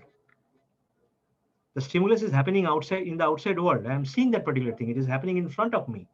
So I am inferring something. What caused that particular sensation to happen in my brain? The stimulus M, right? This is a simple thing. I'm not really, I was supposed to lost some amount of time here. How much time I have, by the way, ma'am? How long I can continue? Anybody? Sir, we can continue till sir 1:30, around 1:20. One. I was supposed to talk from my session was from 12 to 1. So Yes, I don't yes. know. We are Sundatta already ma'am. reaching 12:46, something like that. So, well, I don't know. So let me cut down the maths, right? So you really, I don't know how maths makes senses to this sort of things. Let me go into some different frame. But let us get the thing straight. Given the stimulus S, there is a noisy process. We make a noisy measurement. Given that particular measurement, we have to come up with a particular function F so that we can tell what sort of stimulus is that has caused that measurement to happen. This is the basic proposition. All the inference is mostly follows this particular pattern. If you understand this, you understand what inference is all about. There is something happening in the outside world, in the external world. We measure something. Measurement devices gives us some sort of measurement. From the measurement, we try to come up the best possible cause that has caused the measurement to happen. Here, the best possible cause is which stimulus has caused this particular measurement to happen. So this is the basic proposition that I was trying to drive through, that this is happening. We can measure this sort of things. How? Let us take this particular thing. So in our case, we have done our experimentation on a single neuron. So we have shown the whole brain here, but we have, in the time of experimentation, we have singled out a particular neuron. In front of that particular neuron, we have given this sort of responses, stimulus, and we see what happens to the neuron if we changes the stimulus simultaneously, right? So our measurement is done on a single neuron for simplicity, definitely. So S is a stimulus, and from that we get PM of S, and we come up with the measurement device's outcome, that is the brain's outcome. This is a noisy process. We make noisy measurement. We can control the contrast. Now think of it, what we can do. We can control the contrast by changing the stimulus, and in many times I measure the firing rate of the neuron. Because how neuron works, if you change your inputs, the firing rate of the neuron changes, right? So if we change the stimulus, the neuron we are trying to experiment on changes its firing rate. For this particular stimulus, high contrast stimulus, it will be having some firing rate. For this middle one, it will be having different firing rate. For the top one, it will be having different firing rate. So if we change the stimulus, the neuron firing rate is going to change in different cases. So how it changes, we have make a plot of that. And in front of this is your Python code. I have written the Python code to generate the response, because we know how the neuron responses. And if you have gone through your, anyway, I don't know, this is the neuron response. It is a S curve, sigmoid, that is. This is the responses of the neuron, right? And we have make a cartoonish model for the responses. The basic responses, this is the discretized version, and this is the continuous version of the response. This is a S curve. It looks like this. Now, what is this? What this curve is all about? Think of this as an XY coordinate. In the X coordinate, it is a contrast, and the Y coordinate, it is M. This is the firing rate. I'm again telling this. In the X coordinate, it is a contrast S, and in the Y coordinate, it is the firing rate M. So in the X coordinate, we are giving different gratings. Sometime this particular first one, sometime in the second one, sometime the third one. So in the X coordinate, it is a contrast. So we are varying the contrast from 0 to 1. Sometime we are giving 0.2, contrast 0.2. Sometime we are giving contrast 0.4. Sometime we are giving contrast 0.6. Sometime giving contrast 0.8, or sometime 1. So we are varying the X coordinate. That is, we are changing the contrast, and by varying this contrast constantly, we are measuring for that particular contrast what is the firing rate of the neuron.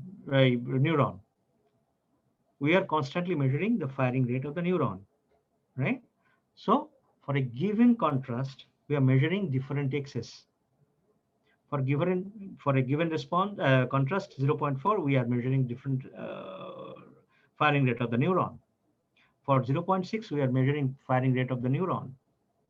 Okay.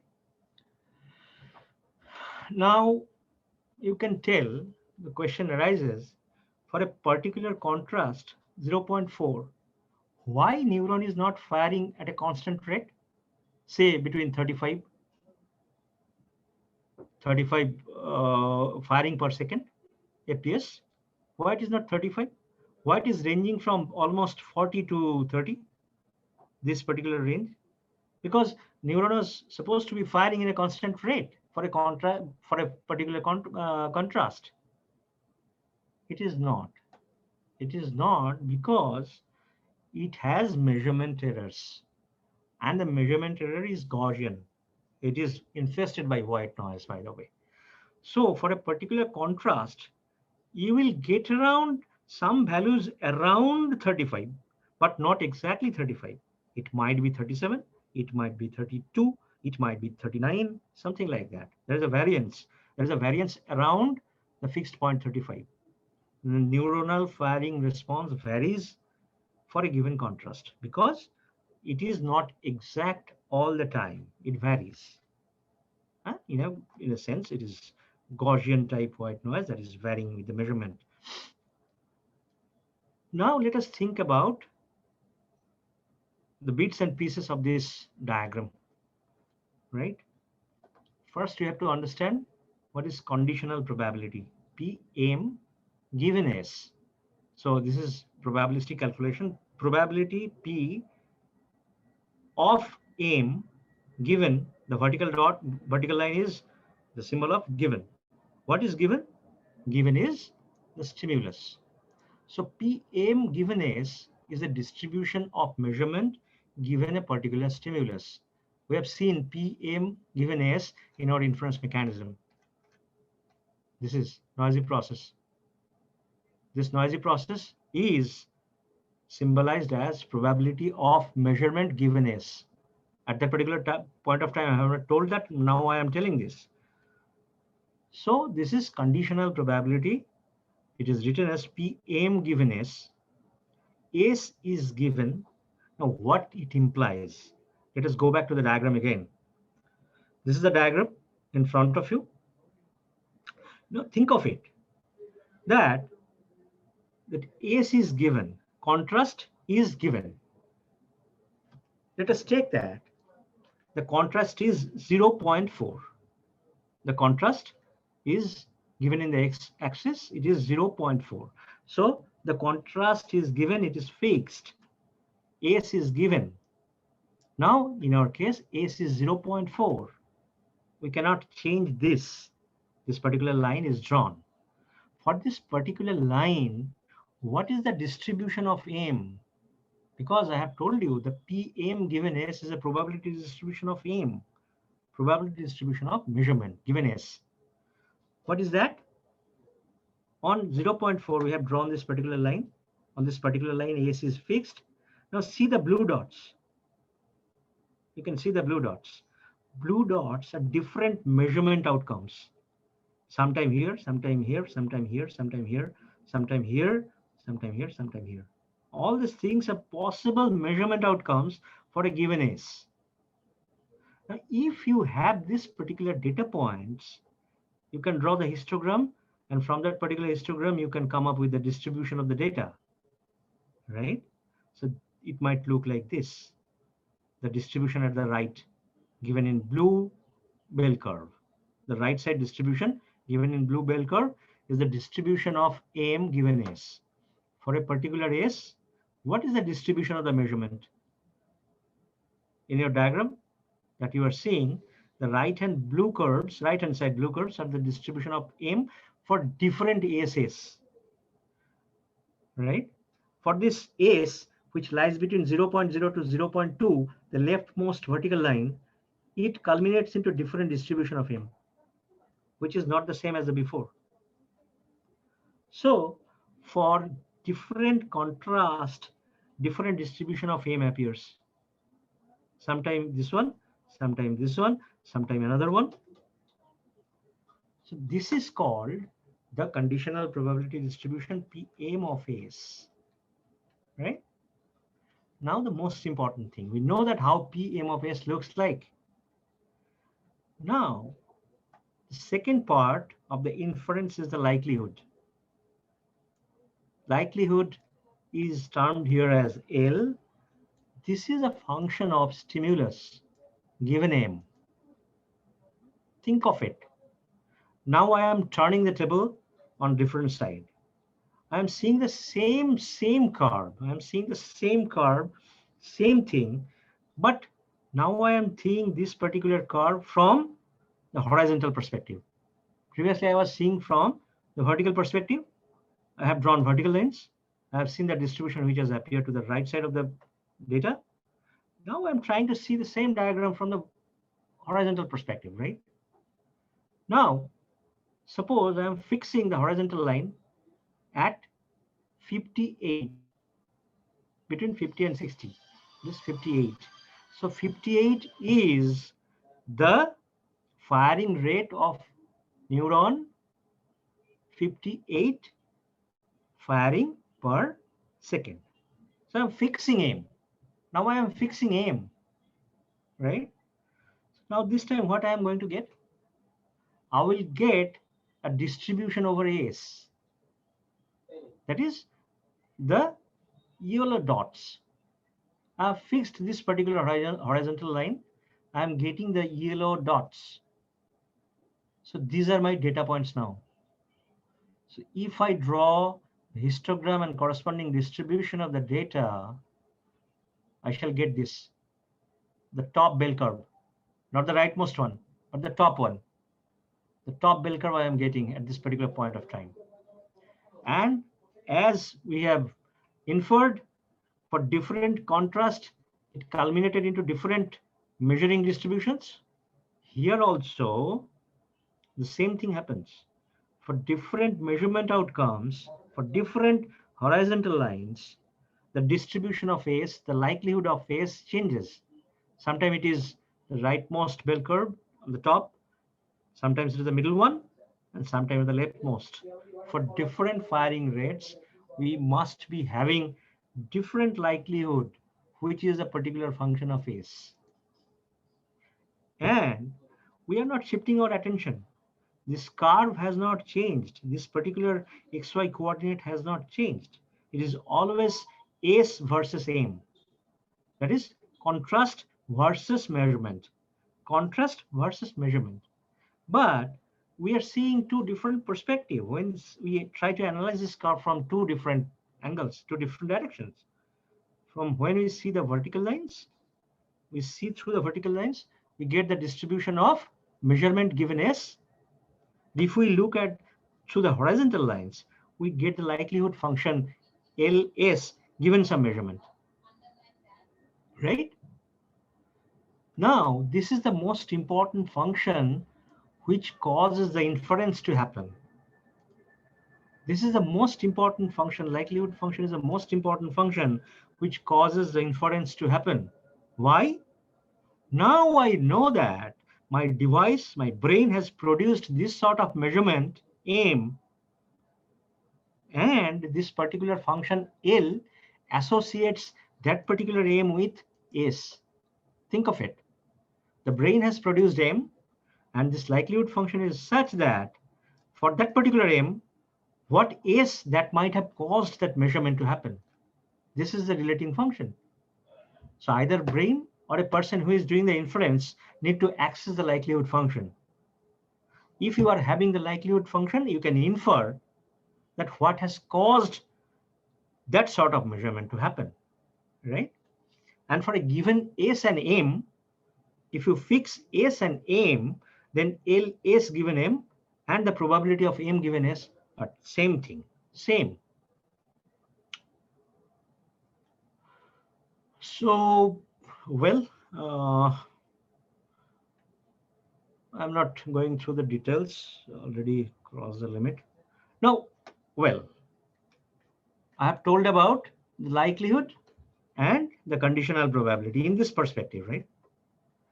Now I'm telling you that our goal for the inference was to come up with something like this particular function generation, Fm, right?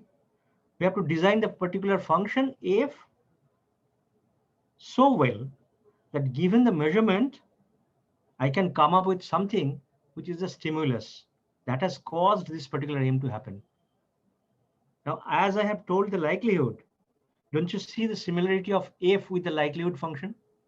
It is.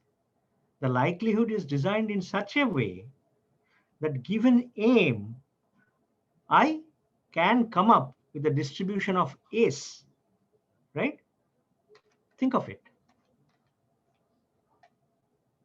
Given M, likelihood is given M, I can design something, the likelihood function, that gives me the possible outcome of S. Given M as 58 firing rate per second, what might be the distribution of S? Likelihood function specifically gives that. If you are certain that what I am telling, let us move what is called maximum likelihood estimation, MLE. Now, how MLE is done? let us talk pictorially without talking about the mathematics and all these things. Maths is there. You will get the slides and all these things anyway. Let us talk physically, right? Now, think of it. The same examples we have talked about. Our neurons firing rate is 58 firing per second. This green line, okay, that has been fixed. I know that my measurement outcome has given me m is equal to 58 firing per second. So I cannot deviate from that. This green line is fixed. So now if someone tells you that, well, I have given you the measurement outcome. Now tell me, given this measurement outcome, what input, that is what contrast you think that has caused this particular measurement to happen? How you can come up with the answer? What is the strategy? Now, I think the question is very clear. My brain, that is a neuronal response, has been fixed. And I know that my brain's firing rate is 58 firing rates per second. I have told you that. I have given you this particular graph come out of the result of the experimentation and all those things. Now, as an inference problem, I am giving you this problem that my brain's firing rate is 58 firing per second. Tell me what sort of contrast that has generated this firing rate. Sounds good? If it sounds good, then let us proceed. What we are going to do? We will do this. We will fix M, this green line, and on that green line, given this particular curve, we'll count the number of dots. That is the yellow dots. That is what might be the contrast that has caused this particular neuronal response to be generated. So we can count that. We know the shape of the curve, how to count the number of points that has generated this particular curve.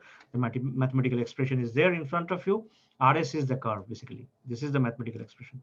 And given this mathematical expression, we can definitely come up with the number of data points that has generated this particular distribution. We'll do that. And after having this yellow points, we can generate the distribution of this particular data points. The distribution looks like this. The distribution looks like this, right? It is exactly not looking like a Gaussian distribution. I intended to draw it as a Gaussian, but it looks like more skewed distribution, like some sort of piezo distribution or something like that. I don't know. But still, take it as the distribution of the Euro data points, right? After getting this particular distribution, I have to find the peak of the distribution, right? The orange point that has been shown in the graph of the distribution, there is the peak of that distribution. And now, after getting the peak, I will simply read out the corresponding contrast. It is 0.6. This is the peak of the distribution. I will simply read out this particular distribution that has caused the peak. So 0.6 is likely contrast that has caused the peak of the distribution. And my answer will be that, well, I think that 0.6, this particular contrast has caused this firing rate. So if my neuronal response is this, the contrast I am seeing in front of my eye, is this one, that might be 0.6, that particular contrast that has caused this particular measurement aim to happen. This is the maximum likelihood estimator. This is one of the estimation technique. And this is the inference, by the way. I have been given the measurement. I am telling you what is the cause of the particular measurement to happen. This is inference. I don't know a priori what is the contrast that has been shown to me. But given the neuronal response, I can really deduce what is a priori information. I mean, what is the information that was shown to me? I can make some inference on that. Well, I was supposed to tell you the Bayesian information. I mean, this is a frequent test idea. Normally people do MLE, these sort of things, but I don't know whether you have gone through Bayesian strategies or something like that. Have you anybody seen this particular formula, Bayesian inference? I mean, this is a Bayes theorem, by the way. The Bayes theorem tells you that PS given m, that is given the measurement, what is the stimulus? This is a question we are asking throughout this particular session, right? This can be calculated like this: Pm given S into P of S divided by Pm. This is a simple Bayes formula. If you don't know, you can go through your courseware and something like that. On AI, it is AI books. It is written in boldface forms and something like that. So these are the parts. Pm given S is called the likelihood function. PS is the prior probability of S, and this is the, I mean, this factor that gives you the probability outcome. This is the rationalizer, basically. In the physics terms, is a partition function. We are not going into that. So we are now subject to two pieces of information to analyze this particular formula. PS given M, we have to tell you this particular thing. PM given S, we know this likelihood. We're just talking about likelihoods and all those things. And we need to know PS, which we really has not discussed till now. So for the Bayesian estimator, we have to tell what is the prior information of the contrast. This is called prior, P of S. Now, what is this prior? This prior, how you can supply the prior in our inference engine? How to tell that there is a prior you have to bring into your inference engine? Like, think about this diagram again. See this diagram.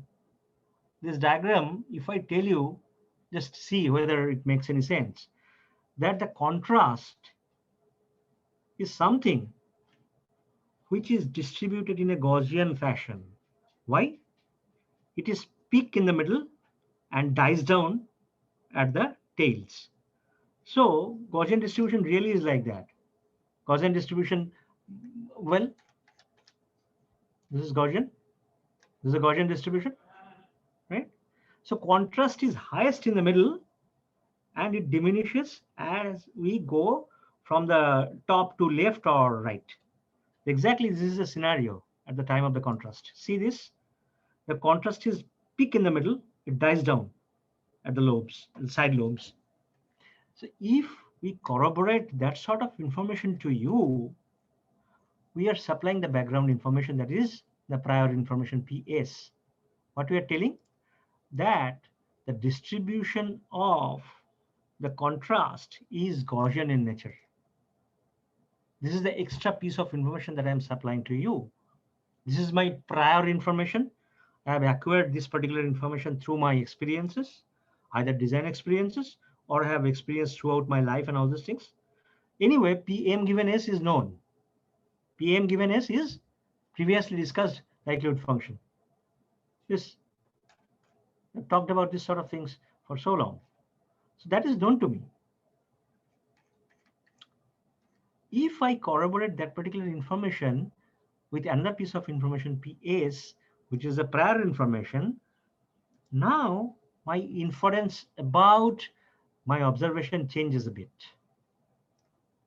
Now I'm simply not coming with likelihood function only. I'm multiplying my likelihood function with prior information. And the prior information is that PS is distributed in a Gaussian fashion. So this is a Gaussian curve. This has been generated as a prior distribution.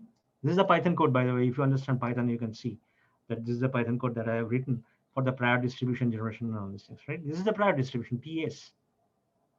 Right? Now, my only function left is that I have to multiply my likelihood, PM given S, with the prior distribution, PS. This is likelihood, this normalization constant you can live with, no problem. Now, if we multiply those two things, you see how the curve changes. The maximum likelihood of the curve shifts to the left. It is now a bit left rather than the previous one. It has shifted a bit towards left. It is not exactly here. It has shifted a bit. It is a shifted normal. So in this particular case, if we supply you with a prior information about the contrast, the maximum likelihood function changes, and accordingly, my belief about the inference which contrast has caused that particular measurement changes a bit. So this is Bayesian, and this was frequentist. So there are debates, which one is better, which gives better performance measure and all these things, which gives better estimator and all these things. So leave aside those sort of things. In this short span of time, we can really go delve details into that sort of information. So in our case, in the case of Bayesian, it is MAP, maximum a posteriori estimation. In the frequentist case, it is MLE, maximum likelihood estimator. If we bring Bayesian estimator in case, it is MAP. But in both the cases, one moot point is that in both the cases, whether it is Bayesian MLE or Bayesian frequentist MLE or Bayesian MAP, we are really designing this particular function, Fm. Given M, I have to come up with a function that gives me maximum likelihood of S. This is the design of the function and all these things. For someone it is MLE, for someone it is MAP. It may be other thing as well when you go through the inference mechanism of different sort. But that's it. I have not covered the maths. If I distribute this particular thing, you will automatically get the feeling what maths has driven this particular slides to happen. So that's all, I think.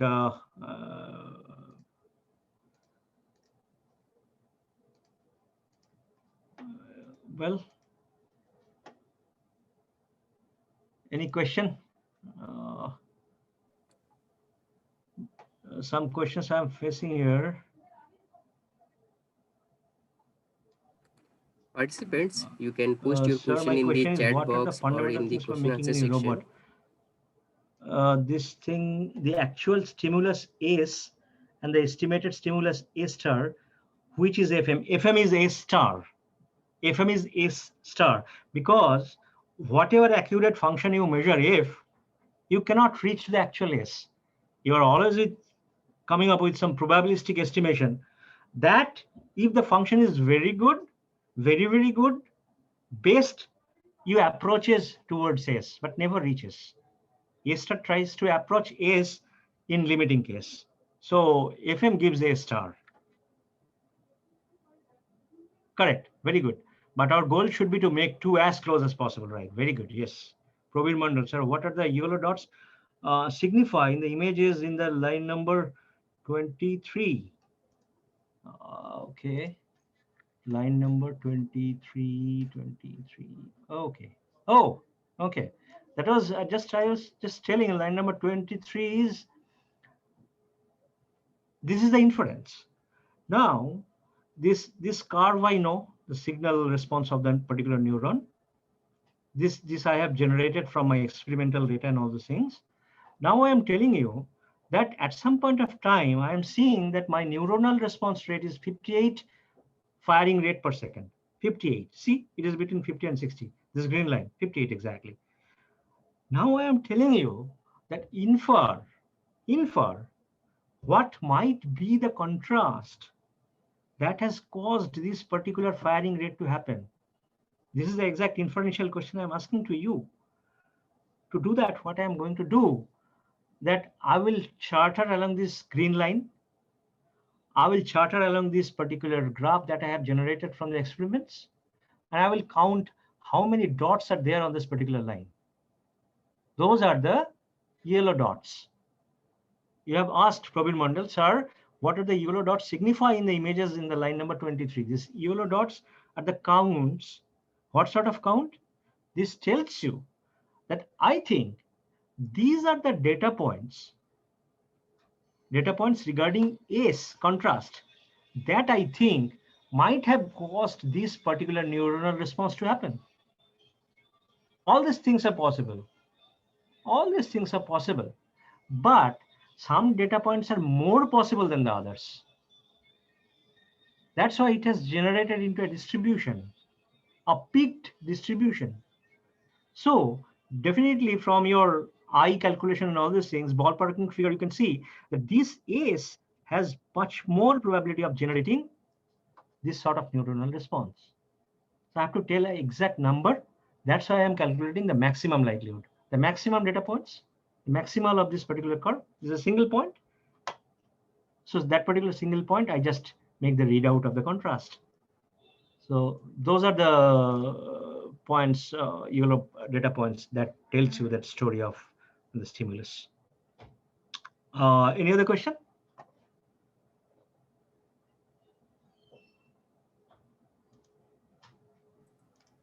We will take the questions at the end of the session once we complete. I am done. I am done. Jeet Kole, he has raised his hand, so we can allow him to talk. Yeah. Yes. Jeet Kole, you can unmute yourself and you can ask.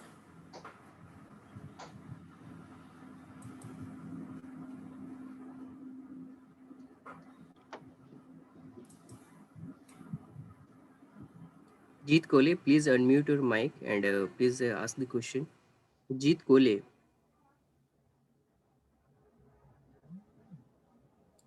Jeet Kole, are you there? Please unmute your mic and please ask the question. And there is one question in the chat box. Yes. Oh, there is a fantastic question. Probir Mandal. L S given M equal to P M given S are always true, sir? It is true. It is true only in single situation. When I am defining M and S both, then only this is true. Think of it. Only when I am fixing my M as well as my S, the likelihood and the conditional probability merges together, it is always the same. But otherwise, the two things are different. It is always, this equality works only when the parameters M and another parameter S has been fixed. For two fixed set, it is same. Another question. Why Pearson is 0.93 and P is equal to 0? By Siddhartha Mukherjee. It is in the chat box. Don't go into that. Don't go into that. Pearson is for my own reasoning. Nothing pertains to this sort of disposition, something like that.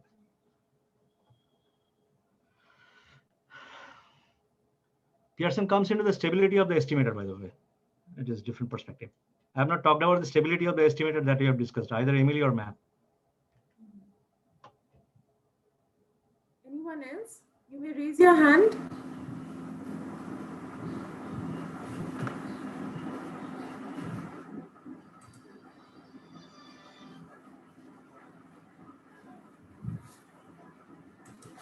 Okay, Dr. Aftabuddin, if you are there.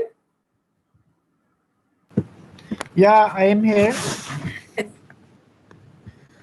So today also we find it very interesting in the morning session also, and in this session, in the morning session, we learned about those robotics, different types of robots, and as I told yesterday also, that in the field of medical and some disaster recovery and all in some space or other planet visit, we need all those robots, and this will be the uh, only thing that can be used for precision, for medical operations and all those. This precision thing is very very required because there are so many small arteries and nerves that has to be bypassed, and those type of uh, operations can be done. And here also we find that mm, this this has been so meticulously made us to understand how these things works. And the students are also asking questions, so they have understood uh, for, and they have followed it thoroughly. So thank you very much. I again thank those resource persons again, and we We all thank you. Yes, truly. Dr. Aftabuddin is our information scientist. So he has been with us throughout in all the 3 days, and we have heard his views. So it was indeed a very useful and informative session, Mr. Chaudhary, and the students have also interacted quite well. So they are also quite interested. And I would request you, sir, and all the other experts to please, we will be conducting an online test at the end of all the sessions on the 5th day. So the students, I also request the students to please seriously listen to the sessions, because you will get questions from each and every one of them. And I request all the experts also to set questions from their sessions, 2 or 3 questions from each session, so that we can give it to the participants as part of the test. Now it's almost 1:30. We have another hand raised. Maybe this is the last question that we can allow in today's session. Ayush Datta. Yes. Hello. Yes, Hello. please ask. Yes, Yes. Ayush. হ্যাঁ, না আমার কোনো question নেই, এমনিতে ব্যাপারটা interesting. আমার ব্যাপার বলার জায়গা অন্য একটা জায়গা, সেটা হলো যে আপনারা যে বলছেন যে একটা এক্সাম নেবেন এবং তার জন্য তো একটু প্রস্তুতি নিতে হয়, প্রিপারেশন নিতে Different হয়। story of it. তো কিন্তু কথাটা হলো যে আমি এর আগে 2 দিন করেছি, আজকে 3rd ডে। আমি এই যে আপনারা যে পড়াচ্ছেন, যে যে ক্লাসটা চলছে, এই যে ভিডিওটা আমি চেয়েছিলাম সেই ভিডিওটা এখনো অবধি পাইনি, এবং কোনো That we will share with you. That we will share with you. কিন্তু সেটা Okay, যদি you আমি could না have. পাই, ডে টু ডে না পেলে কি হবে? আমরা That is প্রশ্নই তো all লিখতে right. পারবো All না। right. We will share with you. You could কারণ have কি আপনারা written this বলছেন লাস্ট also. দিন পরীক্ষা নেবেন, এবার পরীক্ষা নিতে গেলে তার আগে তো ব্যাপারটা একবার মানে একবার দেখে নেওয়া আর বিষয়টাকে বুঝে নেওয়া জরুরি না, পরীক্ষাটা দিতে গেলে ভালোভাবে। আর মানে পরীক্ষা যদি নাও হতো, তাহলে আমি চেয়েছিলাম প্রথম দিন থেকে যে একটু দিন, তাহলে ব্যাপারগুলো একটু বুঝতে সুবিধা হয়। কিন্তু সেটা এখনো অবধি, এমনকি আপনারা যে হোয়াটসঅ্যাপ গ্রুপটা দিয়েছেন সেখানেও বলেছি যে একটু কাইন্ডলি দিলে খুব ভালো হয়, কিন্তু কোনো রেসপন্স কিছুই Okay, পাইনি এবং okay. কিছু পাচ্ছিও Once না। it is available with us, we will share it with you. আমরা বলেছি তো, আর we will share PPT with you. সব থেকে বেটার হয় যদি ভিডিওটা দেওয়া হয়, কারণ কি পিপিটি তো দেখে স্যার পড়াচ্ছেন, কিন্তু সেটা যে এক্সপ্লেন সেটা বোঝাটা খুব জরুরি, মানে সেটা শুনতে পেলে খুব ভালো হয়। Okay, thank you ma'am. Ma'am, we can say that we have created the discussion forum, and we can continue the discussion there also. If they have any doubt, they can interact with our speakers. Yes, yes. It is available there. This is what I told in yesterday's session also. Whatever questions you have, the link is already shared with the participants. You can write your queries, and we have shared the link with the experts also. So they can always answer your questions even after the session. So if there are no questions, can I leave? Yes, yes. So this is the end of the session, and we would like to thank you once again, Mr. Chaudhary, for being with us. Thank you. Thank you very much. Thank you.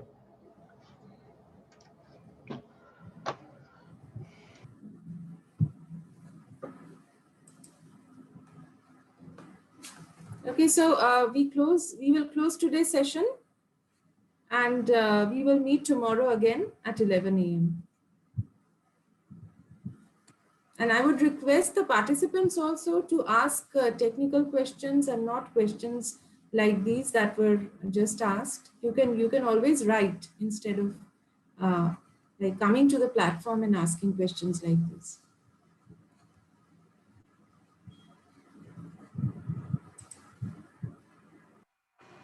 Thank you all participants for participating in today's session. Kindly give the feedback of today's, and kindly note down the joining link for tomorrow. We are about to close the session, so please note down the joining link for tomorrow's session. And it is requested you to kindly join the discussion forum that we have already posted to you. If you have any query, you can post it there, and there are our expert. They will be interacting, and they will be making all these answers available. So if you have any questions, you can post in the discussion forum also. So we are about to end the session. Thank you all. Please note the joining link for tomorrow's session. We will be back tomorrow at 11 o'clock.